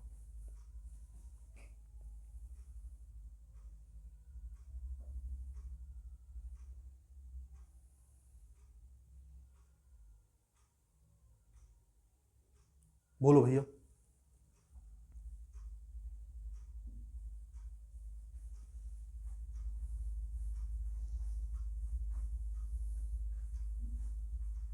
मेरी बात ध्यान से सुनो जरा, मैं ये कहना चाह रहा हूं, बड़े प्यार से क्वेश्चन को जरा समझो, बहुत ही आराम से, लिखना कुछ नहीं है, पहले समझ लो ध्यान से। यदि तुमने समझ लिया तो बात बन जाएगी। मैं ये कहना चाह रहा हूं कि कोई भी छात्र है वो 36% अंक लेके आया है, 36% अंक, और 32 अंक से फेल हो गया, 32 अंक से फेल हो गया। यदि वह 48% अंक लेके आता, 48% अंक लेके आता, तो वो 64 अंक से पास हो जाता। 64 अंक से पास होने का मतलब यह है कि यदि मान लो यहां पर पास होना था, यहां पर पास, तो ये जो आदमी है जो 36% अंक लेके आया है, ये 32 नंबर पहले ही रह गया, 32 नंबर, यानी यहां से यहां तक की जो 32 थी, ये 32 नंबर और ले आता तो यहां पास हो जाता। लेकिन पास होने से पहले ये 32 नंबर पहले ही रुक गया। लेकिन ये जो दूसरा व्यक्ति 48% अंक लेके आया है, और जो पास होने से, यानी यहां पे पास होना था नहीं, इससे ज्यादा नंबर ले आया है, 64 अंक ज्यादा ले आया। तो मैं ये कहना चाह रहा हूं कि यदि 36% अंक लेके 32 नंबर से फेल हो जा रहा है और 48% अंक लाकर 64 नंबर से पास हो जा रहा है, कोई बात नहीं, हम इन दोनों का डिफरेंस निकाल लेते हैं। मैं ये कह रहा हूँ 48 और 36 के बीच में कितने प्रतिशत का डिफरेंस है, तो मैं कहूँगा 8 में से 6 गए तो बचे 2, और 4 में से 1 गया तो बचे कितना? 1, 3 है ना, 4 में से 3 गए तो 1 बचा, ये बचा जी 12%। और मैं कहना चाह रहा हूँ यदि इसमें से घटाऊंगा तो जोड़ूंगा तो डायरेक्ट जोड़ दो, तो 4 और 2 कितना होगा? 6, और 6 और 3 कितना होगा? 9, यानी 12% जो आ गया ना वो 96 अंक के बराबर आ गया, 96 नंबर के बराबर आ गया। यहां जो लिखे हैं ये हमारे अंक हैं, अंक, ये अंक लिखे हुए हैं, अंक, ये अंक लिखे हुए हैं ये वाले। अच्छा जी, 12 अट्ठे 96, 12 अट्ठे 96, तो इसका मतलब 1% जो है वो 8 नंबर पर बनती है, 8 नंबर पर 1% बन रही है, 8 नंबर पर 1% बन रही है, कोई बात नहीं, 8 नंबर पर 1% बन रही है। क्वेश्चन ये पूछ रहा है कि बताओ कि भैया पास होने के लिए उसे कितने परसेंट की आवश्यकता होगी। पास होने के लिए मैं ये कहना चाह रहा हूं कि जितने नंबर से वो फेल हुआ है, यदि वो नंबर उसको और दे दिए जाएं, 36% तो है ही उसके पास, लेकिन यदि 32 नंबर और दे दिए जाएं तो बात हमारी बन जाएगी। लेकिन भाई ये बताओ, 8 नंबर पर 1% बन रही है, 8 नंबर पर 1%, तो एक नंबर पर कितने परसेंट बनेगी, एक नंबर पर बनेगी 1/8%। लेकिन एक नंबर नहीं, हमें तो 32 नंबर का परसेंटेज में चेंज करना है। तो 32 से गुणा करूंगा इधर भी, तो 32 से गुणा करूंगा तो 8 चौक 32, यानी कि भैया 32 नंबर पर 4% बनेगी। 4% यदि 36% पहले इसकी जगह पे 4% रखूंगा तो इसका मतलब पासिंग जो होगी वो 40% होगी। यानी यदि तुम्हें पास होना है तो तुम्हें 40% अंक प्राप्त करने होंगे।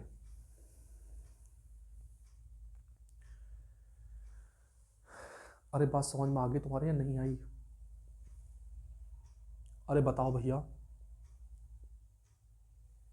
ये निकल के आया तुम्हारा passing percentage, passing percentage, passing percentage निकल के आया, पासिंग परसेंटेज।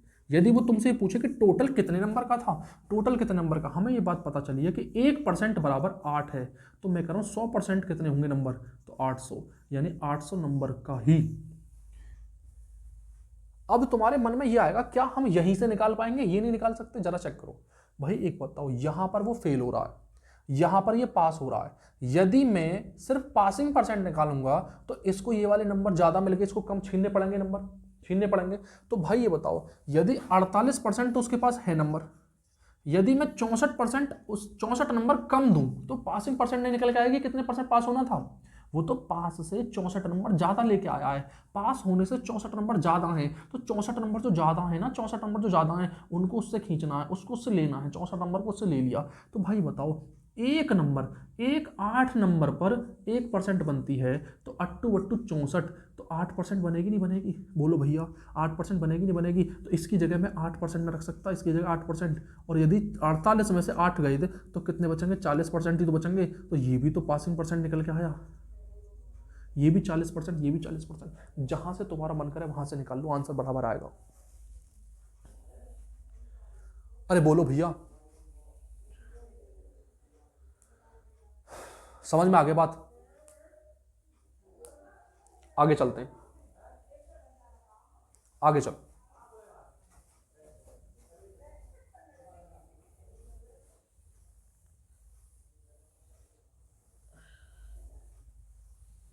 नेक्स्ट क्वेश्चन देखो जरा।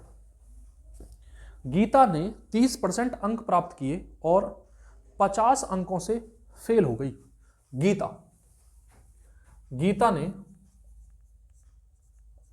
गीता ने 30% अंक प्राप्त किए, गीता ने 30% अंक प्राप्त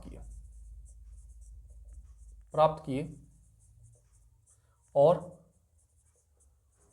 50 अंक से फेल हो गई, 50 अंक से फेल हो गई। जबकि 45% अंक प्राप्त करने वाला संदीप परीक्षा में 25 अंकों से ज्यादा पास हो गया। जबकि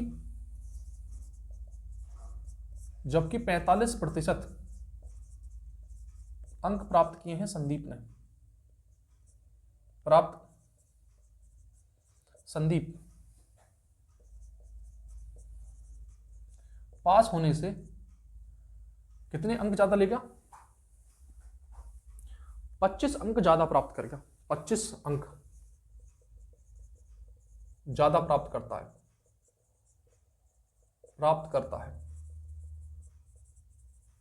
ज्यादा प्राप्त करता है। तो 64% अंक प्राप्त करने वाले विमल कितने अंक प्राप्त करेगा? 64% अंक प्राप्त करने वाला विमल ने कितने अंक प्राप्त किए? बताओ। अरे भैया, गीता ने 30% अंक प्राप्त किए हैं, जबकि 50 अंक से फेल हो गई, 50 अंक से फेल हो गई। मेरी बात ध्यान से सुन लो, मेरी बात एक बार ध्यान से सुन लो जरा। गीता ने 30% अंक प्राप्त किए हैं और 50 अंक से फेल हो गई, जबकि 45% अंक प्राप्त किए संदीप ने और 25 अंक से पास हो गया। 64% अंक प्राप्त करने वाला विमल ने कितने अंक प्राप्त किए? अरे बता सकते हो क्या? सुनो, मैं ये कह रहा हूं कि यदि गीता नाम की लड़की है, ये है गीता, ये गीता है, इसने 30% अंक प्राप्त किए, 30% अंक प्राप्त किए, और ये 50 अंकों से फेल हो गई, 50 अंक से फेल हो गई। जबकि संदीप ने 45% अंक प्राप्त किए और संदीप पास होने से 25% ज्यादा ले गया, 25% ज्यादा ले गया। मैं कहना चाह रहा हूं कि यदि मैं इन दोनों का डिफरेंस निकालूंगा तो कितना आएगा, 15% आएगा, नहीं आएगा है, और ये कितना आएगा, 75। तो मुझे ये बात पता चली कि भैया 15% बराबर है 75 अंक के, 75 अंक के बराबर है। तो 15 एकम 15, 15 पंज 75, इसका मतलब 1% जो बन रही है वो 5 नंबर पर बन रही है, 5 अंक पर बन रही है, 5 अंक पर, यानी तुम्हें 5 अंक प्राप्त किए तो तुम्हें 1% बन जाएगी। तो सबसे पहले तो हमें तो टोटल परसेंट पता होना चाहिए ना, टोटल परसेंट। तो हमें तो नंबर पता करने हैं टोटल परसेंट, तो इसका मतलब 100% की वैल्यू, इसका मतलब ये हुआ कि 500 अंक का पेपर था, लेकिन क्वेश्चन ये पूछ रहा है कि 500 का 64% विमल ने प्राप्त किया है, विमल ने। तो भैया 5 चौक 20, 2 आ गया, 6 पंजे 30 और 2 32, यानी विमल ने सिर्फ और सिर्फ 320 अंक प्राप्त किए हैं। भाई साहब मुझे बताओ फटाफट से, बात समझ में आ गई क्या?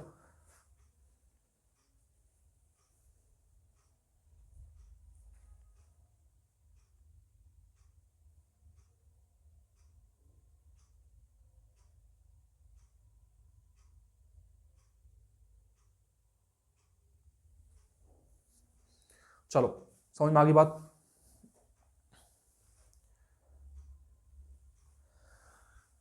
नेक्स्ट क्वेश्चन की तरफ चलते हैं। नेक्स्ट क्वेश्चन ये कह रहा है कि एक आदमी प्रतिमाह अपने वेतन का एक निश्चित भाग बचाता है। एक आदमी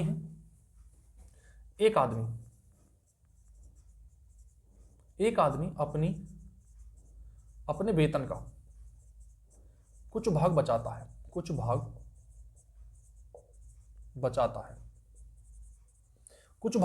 है ताकि वह एक साल में एक कार खरीद सके। एक कार खरीदना चाहता है, एक साल में एक कार खरीदना चाहता है, कार ले सके। तो ये कह रहा है कि उसे अपने वेतन में कितने % की वृद्धि करनी चाहिए, उसे अपनी बचत में कितने प्रतिशत की वृद्धि करनी चाहिए, उसे कितने प्रतिशत की वृद्धि करनी चाहिए ताकि वह कार सिर्फ 9 महीना में ही खरीद सके। ले क्वेश्चन ये कह रहा है कि एक आदमी अपने वेतन का कुछ भाग बचाता है ताकि वह एक साल में एक कार खरीद सके। हाँ, और उसे यह पूछ रहा है कि उसे कितने % की वृद्धि करनी चाहिए ताकि वह कार को सिर्फ 9 महीना में ही खरीद ले। मतलब एक आदमी का जो दिमाग चल रहा है ना, वो बेचारा बहुत गरीब नहीं है, वो अभी कुछ कमाता है, और कुछ कमाता है तो वो चाहता है कि भैया 12 महीने में मैं 12 मंथ यानी 12 मंथ्स में मैं एक कार खरीदना चाहता हूँ। लेकिन भैया अब वो चाह रहा है कि ना, मुझे तो 9 महीने में ही कार खरीदनी है। अब मुझे वो 9 महीने में ही कार खरीदनी है, 9 महीने में ही कार खरीदनी है। तो भाई मुझे बताओ कि इस कार को मैं कैसे खरीद पाऊंगा? जो कार मुझे 12 महीने में खरीदनी है, वो कार मुझे अब 9 महीने में खरीदनी है, तो कैसे खरीद पाऊंगा? तो ऐसे क्वेश्चन को करने का बहुत बढ़िया तरीका मैं बता रहा हूँ, इससे ज़्यादा बढ़िया तरीका कुछ नहीं हो सकता। मैं ये कहना चाह रहा हूँ कि इस 12 का और इस 9 का एलसीएम ले लो भाई साहब, एलसीएम ले लो। देखो 4 तिया 12 दूनी 24, 4 तिया 12, तो 12 को मैं लिख सकता हूँ 2 गुणा 2, और इस 6 को लिख सकता हूँ 3 गुणा 3। इस 3 का और 3 का साथ बन गया पेयर, और बचे हुए ये 3 बच गया और ये 4 बच गया, तो 4 तिया 12 और 12 तिया होते हैं 36। यानी मैंने ये मान लिया कि जो भैया टोटल जो इनकम है, यानी जो टोटल कीमत है गाड़ी की, वो 36 रुपये है। 36 रुपये कैसे निकाली भैया? कैसे निकाली 36 रुपये? मैं ये कहना चाह रहा हूँ कि इस 12 के यदि मैं फैक्टर करूँ, 12 के मैं यदि फैक्टर करता हूँ तो मुझे पता है 2 छिक्का 12, 2 तिया 6, 3 एकम 3। फिर मैं क्या करता हूँ, फिर मैं 9 के फैक्टर करता हूँ, फिर मैं 9 के करता हूँ, 3 तिया 9, 3 एकम 3। फिर मैं 12 को लिखता हूँ ऐसे, है बिल्कुल ऐसे लिखना पड़ रहा है कि जैसे तुमने कुछ पढ़ा ही ना हुआ आज तक, है 3 गुणा 3 बराबर 9, ये पेयर बन गया। तो ये एलसीएम कैसे निकालते हैं, पेयर वाले को एक बार लेते हैं, बाकी सबको लेते हैं, 4 तिया 12 और 12 ते 36। मैंने ये माना कि भैया इस पूरी कीमत वो 36 रुपये है, गाड़ी की पूरी गाड़ी की कीमत 36 रुपये है। मैं ये कहना चाह रहा हूँ यदि गाड़ी की कीमत 36 रुपये है तो भाई यदि मुझे गाड़ी 12 महीने में लेनी थी तो मैं हर महीने 4 रुपये बचाऊंगा, हर महीने 4 रुपये बचाऊंगा। मेरी बात समझ में आ रही है? यदि मैंने ये कहा कि गाड़ी की कीमत जो गाड़ी है वो 36 रुपये की आएगी तो मैं हर महीने 4 रुपये बचाऊंगा, तो मैं एक साल में गाड़ी आराम से खरीद सकता हूँ। लेकिन अब भाई साहब, अब मेरे बात लग गई, अब मुझे ये कार जो है, अब मुझे ये कार सिर्फ 4 महीने में खरीदनी है, सॉरी 9 महीने में खरीदनी है। तो मुझे भैया कितनी है, हाँ 12 ते 36, तो मुझे हर महीने, सॉरी यहाँ पर ध्यान से देखो जरा, हर महीने मुझे यहाँ पर 3 रुपये बचाने थे। 3 रुपये बचाऊंगा तो 12 ते 36, इसका मतलब मैं 3 रुपये हर महीने बचाऊंगा तो आराम से मैं 36 रुपये की कार खरीद सकता हूँ, 4 नहीं 36, ठीक है। हाँ, लेकिन भाई साहब यदि मैं इधर आऊँगा, इधर, क्योंकि मुझे 36 कवर करना है, तो भाई मुझे 3 से ज़्यादा बचाना पड़ेगा, तो मैं यहाँ पर 4 रुपये बचाऊंगा। तो 9 चौक 36, जब मैं यदि 9 महीने हर महीने 4 रुपये बचाऊंगा, हर महीने 4 रुपये बचाऊंगा, हर महीने 4 रुपये बचाऊंगा, तो तब मैं 9 महीने तक 36 रुपये जुटा पाऊंगा। तो इसका मतलब ये हुआ यदि मुझे एक साल में कार खरीदनी है तो मुझे हर महीने 3 रुपये बचाने पड़ेंगे, और यदि मुझे 9 महीने में ही 36 रुपये की कार खरीदनी है तो हर महीने 4 रुपये बचाने पड़ेंगे। और वो एक कितने % की वृद्धि करनी पड़ेगी, तो भाई 3 से 4 करनी पड़ेगी, 3 से 4 करनी पड़ेगी, तो 1 बढ़ानी पड़ेगी, तो कितने % बढ़ानी पड़ेगी, और बस खत्म हो जाता है काम। यानी 33 सही 1/3% की बढ़ोतरी करनी पड़ेगी।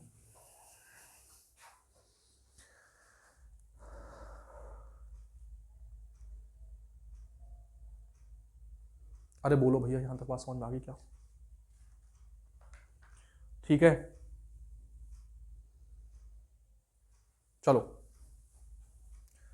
आगे बढ़ते हैं।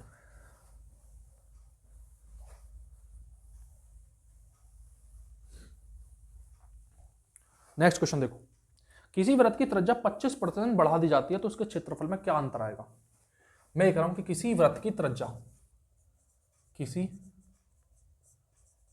25% बढ़ा दी तो क्षेत्रफल में कितने प्रतिशत चेंज होगा, कितने प्रतिशत बदलाव होगा? किसी वृत्त में त्रिज्या, यदि किसी वृत्त की त्रिज्या 25% बढ़ा दी जाती है, सबसे पहले तो हम जान लेते हैं वृत्त क्या होता है। दुनिया जानती है यार वृत्त क्या होता है। ये वृत्त है, ठीक है, वृत्त का ये केंद्र होता है, केंद्र, यहां से कहीं पर भी लाइन खींचोगे ये त्रिज्या होती है। तो ये कह रहे हैं कि यदि वृत्त की त्रिज्या 25% बढ़ा दी, सबसे पहली बात ये बताओ कि यदि मैं 25% नहीं बढ़ाता, सबसे पहले देखो 25% की जो फ्रैक्शन होती है वो क्या होती है? 25% की फ्रैक्शन होती है 1/4। क्वेश्चन ये कह रहा है कि यदि 25% बढ़ा दे तो हमें ना पता है कितनी, तब बढ़ाओगे तो तभी, अरे बढ़ाओगे तो तभी जब तुम्हें पता होगा कि त्रिज्या है कितनी है। तो भाई मैं ये मान लेता हूं कि यदि मैं इसकी गुणा इधर कर देता हूं तो 4 का 25% कितना होगा? 1 होगा, 1। तो ये मान के चलते हैं कि जो पहले जो त्रिज्या थी वो r थी, सॉरी 4 थी, 4। अब 4 से हमने उसके 25% बढ़ा दी, तो 4 का 25% कितना? 1, यानी अब कितनी कर दी? 5। अब 5 कर दी। भाई एक बात बताओ, यदि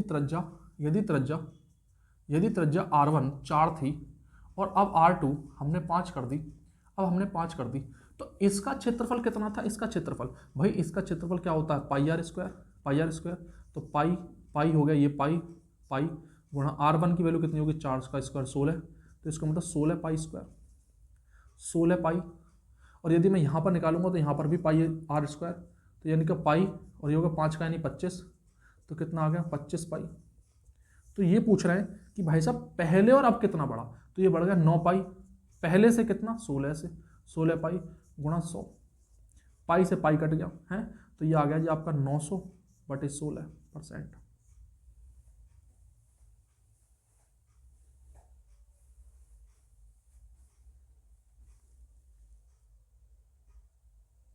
बोलो भैया। लेकिन क्वेश्चन को इतना लंबा ना करके हम इसको बहुत आसान तरीके से भी कर सकते हैं। इतना लेंथी ना करना हमें, इतना लेंथी करोगे तो मामला गड़बड़ हो जाएगा। मेरी बात ध्यान से सुनो जरा, इसको इधर देखता हूं। मैं ये कहना चाह रहा हूं कि यदि 25% कोई सर्किल है और उसकी त्रिज्या यदि पहले 4 थी, तो अब मैंने 5 कर ली, तुमने यहां ध्यान से देखा होगा, यदि मैं पाई लेता हूं, क्योंकि पाई एक कांस्टेंट वैल्यू होती है, तो पाई यहां पर भी आकर यहां पर भी कट जाएगी, पाई यहां पर भी आकर कट जाएगी। तो मुझे ये बात पता चला कि जो क्षेत्रफल होता है ना, वो क्षेत्रफल किस पर डिपेंड करेगा? क्षेत्रफल जो होता है वो पाई आर स्क्वायर होता है, पाई होता है कांस्टेंट, यानी इनके स्क्वायर पर ही डिपेंड करेगा। तो यदि मुझे ये त्रिज्या R1 दे रखा है, ये त्रिज्या R दे रखी है, त्रिज्या R, तो इसी का स्क्वायर निकाल दो बस यहीं तक, 16 और ये हो गया 25। अब ये कह रहा है 16 से कितना बड़ा 25, तो भैया 9 बढ़ गया 16 से, तो गुणा कर दो 100, आराम से कर सकते हो यार, है। तो ये हो गया 900/16%। तो यहाँ से आराम से निकाल सकते हो, 16 पंजे 80, ठीक है, कितने बचे 10, आराम से सॉल्व करके इसको सॉल्व कर सकते हो यहाँ पर। तो 56 राइट, कुछ ऐसे आ जाएगा, 56.5 के आसपास आ जाएगा। जितना भी है इसको सॉल्व कर लेना, यहाँ से आराम से सॉल्व हो जाएगा।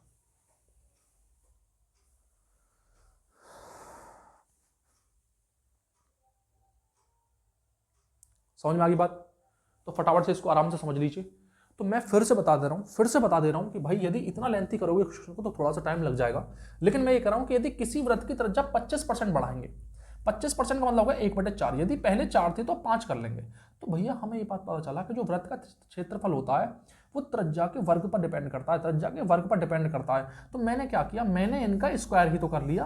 तो मैंने 4 का स्क्वायर 16 और 5 का स्क्वायर 25, तो 16 25 हो गया। तो 16 से 25 कितना बड़ा, 9 बढ़ गया। कितने से बड़ा, 16 से, तो 16 की गुणा कर दो 100 कर दो परसेंटेज में।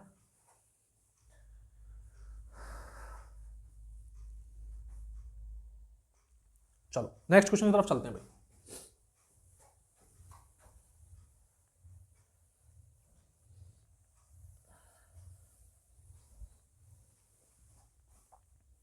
नेक्स्ट क्वेश्चन की तरफ चलते हैं। ये करा, यदि किसी आयत की लंबाई 37.5% बढ़ा दी जाती है, 37.5% बढ़ा दी जाती है। सबसे पहले चलो, यदि किसी आयत की लंबाई, यदि किसी आयत की लंबाई 37.5% बढ़ाते हैं, तथा यदि किसी आयत की लंबाई 37.5% बढ़ाते हैं तथा चौड़ाई 20% कम करते हैं, तथा चौड़ाई 20% कम कर देते हैं, 20% कम कर देते हैं, तो क्षेत्रफल में कितने परसेंट की कमी आएगी? तो क्षेत्रफल बताओ। तो क्षेत्रफल में कितने प्रतिशत की कमी आएगी, ये बताओ। बोलो भैया। हाँ, सबसे पहले बात, हो सकता है तुम्हें ये ना पता हो कि 37.5% कितने फ्रैक्शन के बराबर होती है, किस फ्रैक्शन के बराबर होती है। तो भाई एक बात बताओ, सबसे पहले 37/2, 37.5, देखो 37 दूनी 74 और 75, यानी 75/2, और परसेंटेज को ऐसे रहने दो, तो ये हो गया 75/2, और परसेंटेज को हटाऊंगा तो 1/100, तो 25 थी 75 और 25 चौका 100, इसका मतलब 3/8 ही। याद रखना इस बात को कि 37.5% जो होती है वो 3/8 के बराबर होती है, यानी 3/8 फ्रैक्शन होती है। धीरे धीरे हम लोग सारी बातें पढ़ लेंगे, धीरे धीरे क्वेश्चंस में ऐसी बातें आती रहेंगी। वहीं आप ऐसे ही, यही तो होते हैं शॉर्ट नोट, यही तो होते हैं। हमें ये पता नहीं थी 37.5 कितने परसेंट के बराबर होती है, तुरंत चेक कर लिया। ठीक है, अब सबसे पहले बताओ कि आयत का जो क्षेत्रफल होता है, आयत का जो क्षेत्रफल होता है वास्तव में वो होता है लंबाई गुणा चौड़ाई। लंबाई गुणा चौड़ाई। कुछ चीजें देखो, लंबाई जो थी, अब जो 20% की जो फ्रैक्शन है, 20% देखो जरा, 20% की फ्रैक्शन होती है 1/5। पहले लंबाई देखो, देखो ये बताओ, ये है लंबाई गुणा चौड़ाई, ठीक है, हाँ, लंबाई गुणा चौड़ाई। तो पहले जो लंबाई है, वो है 5, पहले जो, हाँ, पहले जो लंबाई है वो है 8, ठीक है, पहले जो लंबाई है 8, ऐसे करता हूं, पहले जो लंबाई है वो 8, अब जो लंबाई है उसमें से हमने 3 बढ़ाया, देखो बढ़ाया है, तो 8 में से 3 ऐड किया तो कितना आ गया 11। लेकिन जो चौड़ाई है 20% कम की है, 20% मतलब यदि पहले 5 थी तो अब 1 कम कर दी, यानी 4 कर दी। अरे समझ में आ गया बात? यानी किसी आयत की लंबाई को 37.5% बढ़ाते हैं, 37.5% की वैल्यू होती है 3/8, यानी पहले यदि 8 थी तो बढ़ा दी हमने, कितनी लंबाई, 3 बढ़ा दी तो 11 हो गई 11।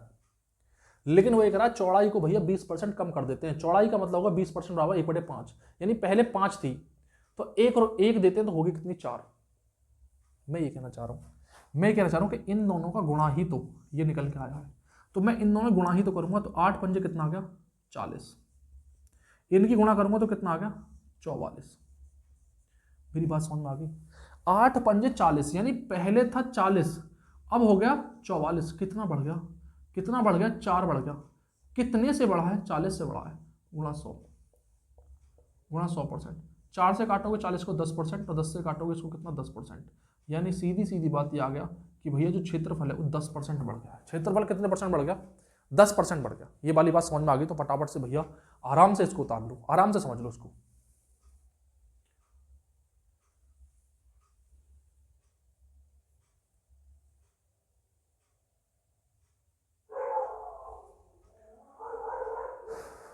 ठीक है, चलो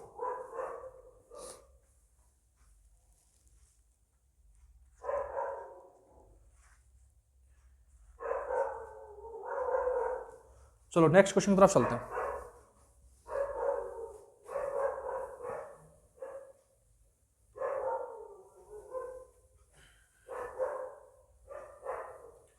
नेक्स्ट क्वेश्चन ये कह रहा है कि किसी लंबवृत्तीय बेलन के आधार की त्रिज्या 40% बढ़ा देते हैं। किसी लंबवृत्तीय बेलन, किसी लंबवृत्तीय बेलन, किसी बेलन की आधार की त्रिज्या 20% बढ़ा देते हैं।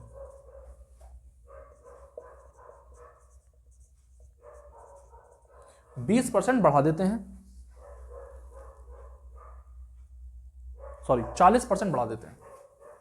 40% बढ़ा देते हैं तथा इसकी ऊंचाई 37.5% घटा देते हैं, तथा इसकी ऊंचाई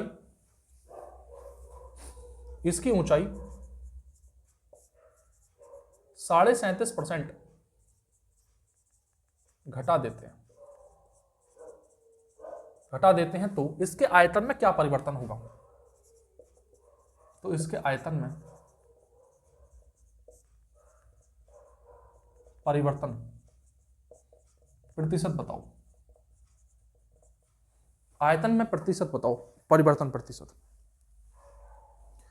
बोलो भैया। हैं? मैं ये कहना चाह रहा हूं, सबसे पहले तो मुझे बताओ कि भैया बेलन का जो आयतन होता है वो कितना होता है? बेलन का आयतन जो होता है वो होता है पाई आर स्क्वायर एच। भाई एक बात बताओ जरा ध्यान से, ये फॉर्मूले तुम्हें याद भी नहीं होते हैं ना, ये फॉर्मूले तुम्हें याद भी नहीं होते यार, कैसे काम चलेगा तुम्हें, ये याद भी नहीं। ये है बेलन, ये बेलन है।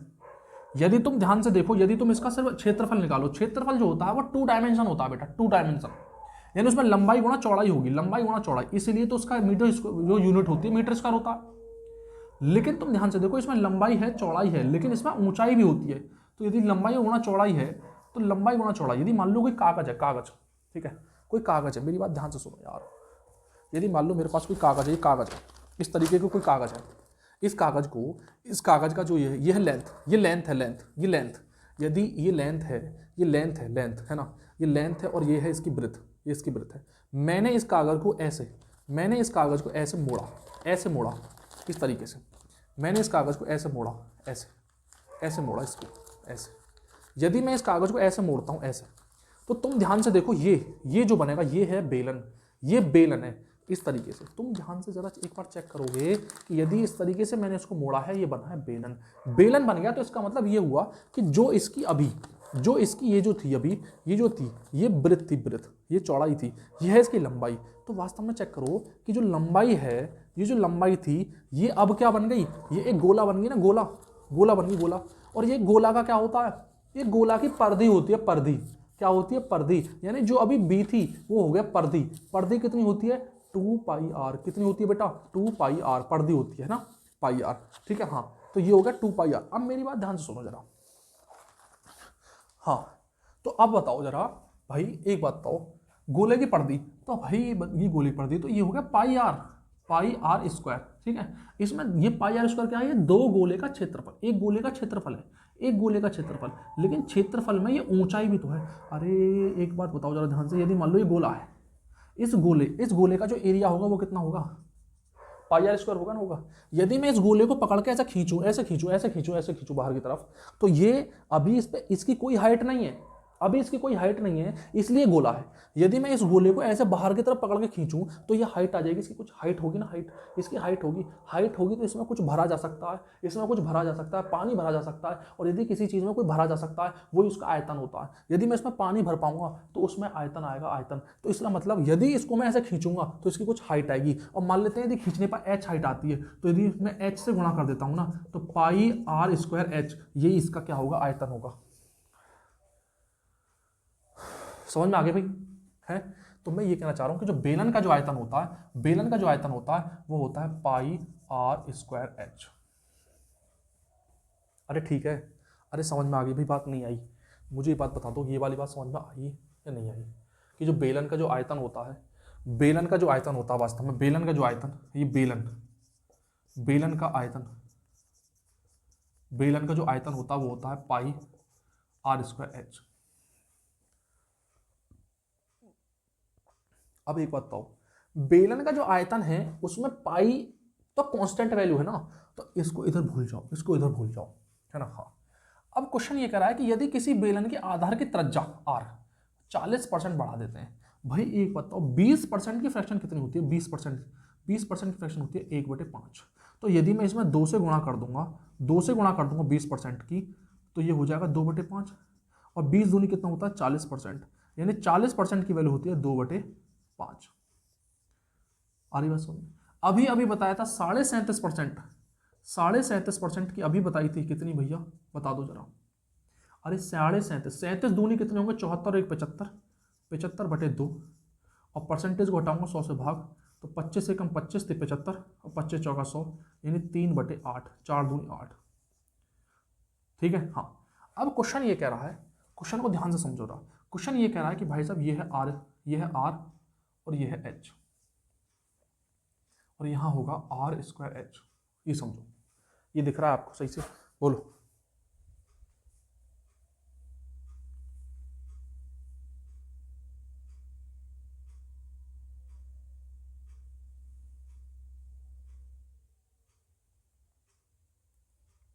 ठीक है, तो मैं ये कहना चाह रहा हूं कि भाई यदि हमारे पास आर, वो ये कह रहा त्रिज्या 40% बढ़ा देते हैं, यानी पहले 5 थी तो अब 7 कर लेते हैं।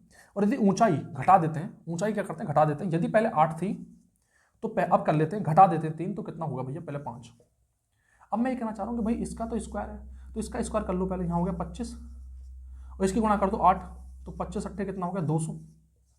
ठीक है, अब यदि इस आर 7 गुणा 5, तो भाई बताओ जरा ध्यान से, 9 पंचे 45, 45 का 5 हंस लगा 4, 5 चौक 20 और 4 24, तो 45, यानी पहले क्षेत्रफल 200 था, अब हो गया 245, यानी 45 का बढ़ोतरी होगी कितने से, 200 से, और गुणा कितना 100%, इससे ही कटेगा, 2 से काटोगे तो 22.5 आ जाएगा, 22.5% की बढ़ोतरी हो जाएगी क्षेत्रफल में।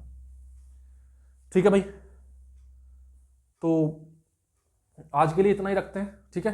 तो जो क्वेश्चंस हैं वो सारे क्वेश्चंस आप आराम से करेंगे घर पे जाके और प्रैक्टिस लगाएंगे प्रीवियस ईयर की, और मैं आशा करता हूँ कि सारे क्वेश्चंस आपको बेहतरीन तरीके से समझ में आए होंगे। तो इसलिए भाई मेहनत करते रहिए, और भी मैं अच्छे अच्छे कंटेंट और अच्छे अच्छे चैप्टर में आपके साथ लेके आता रहूँगा। ठीक है, चलिए मिलते हैं सर ऐसे ही किसी नेक्स्ट अभी दूसरे थर्ड एक्सरसाइज में, जो थर्ड में क्लास लूँगा उसमें।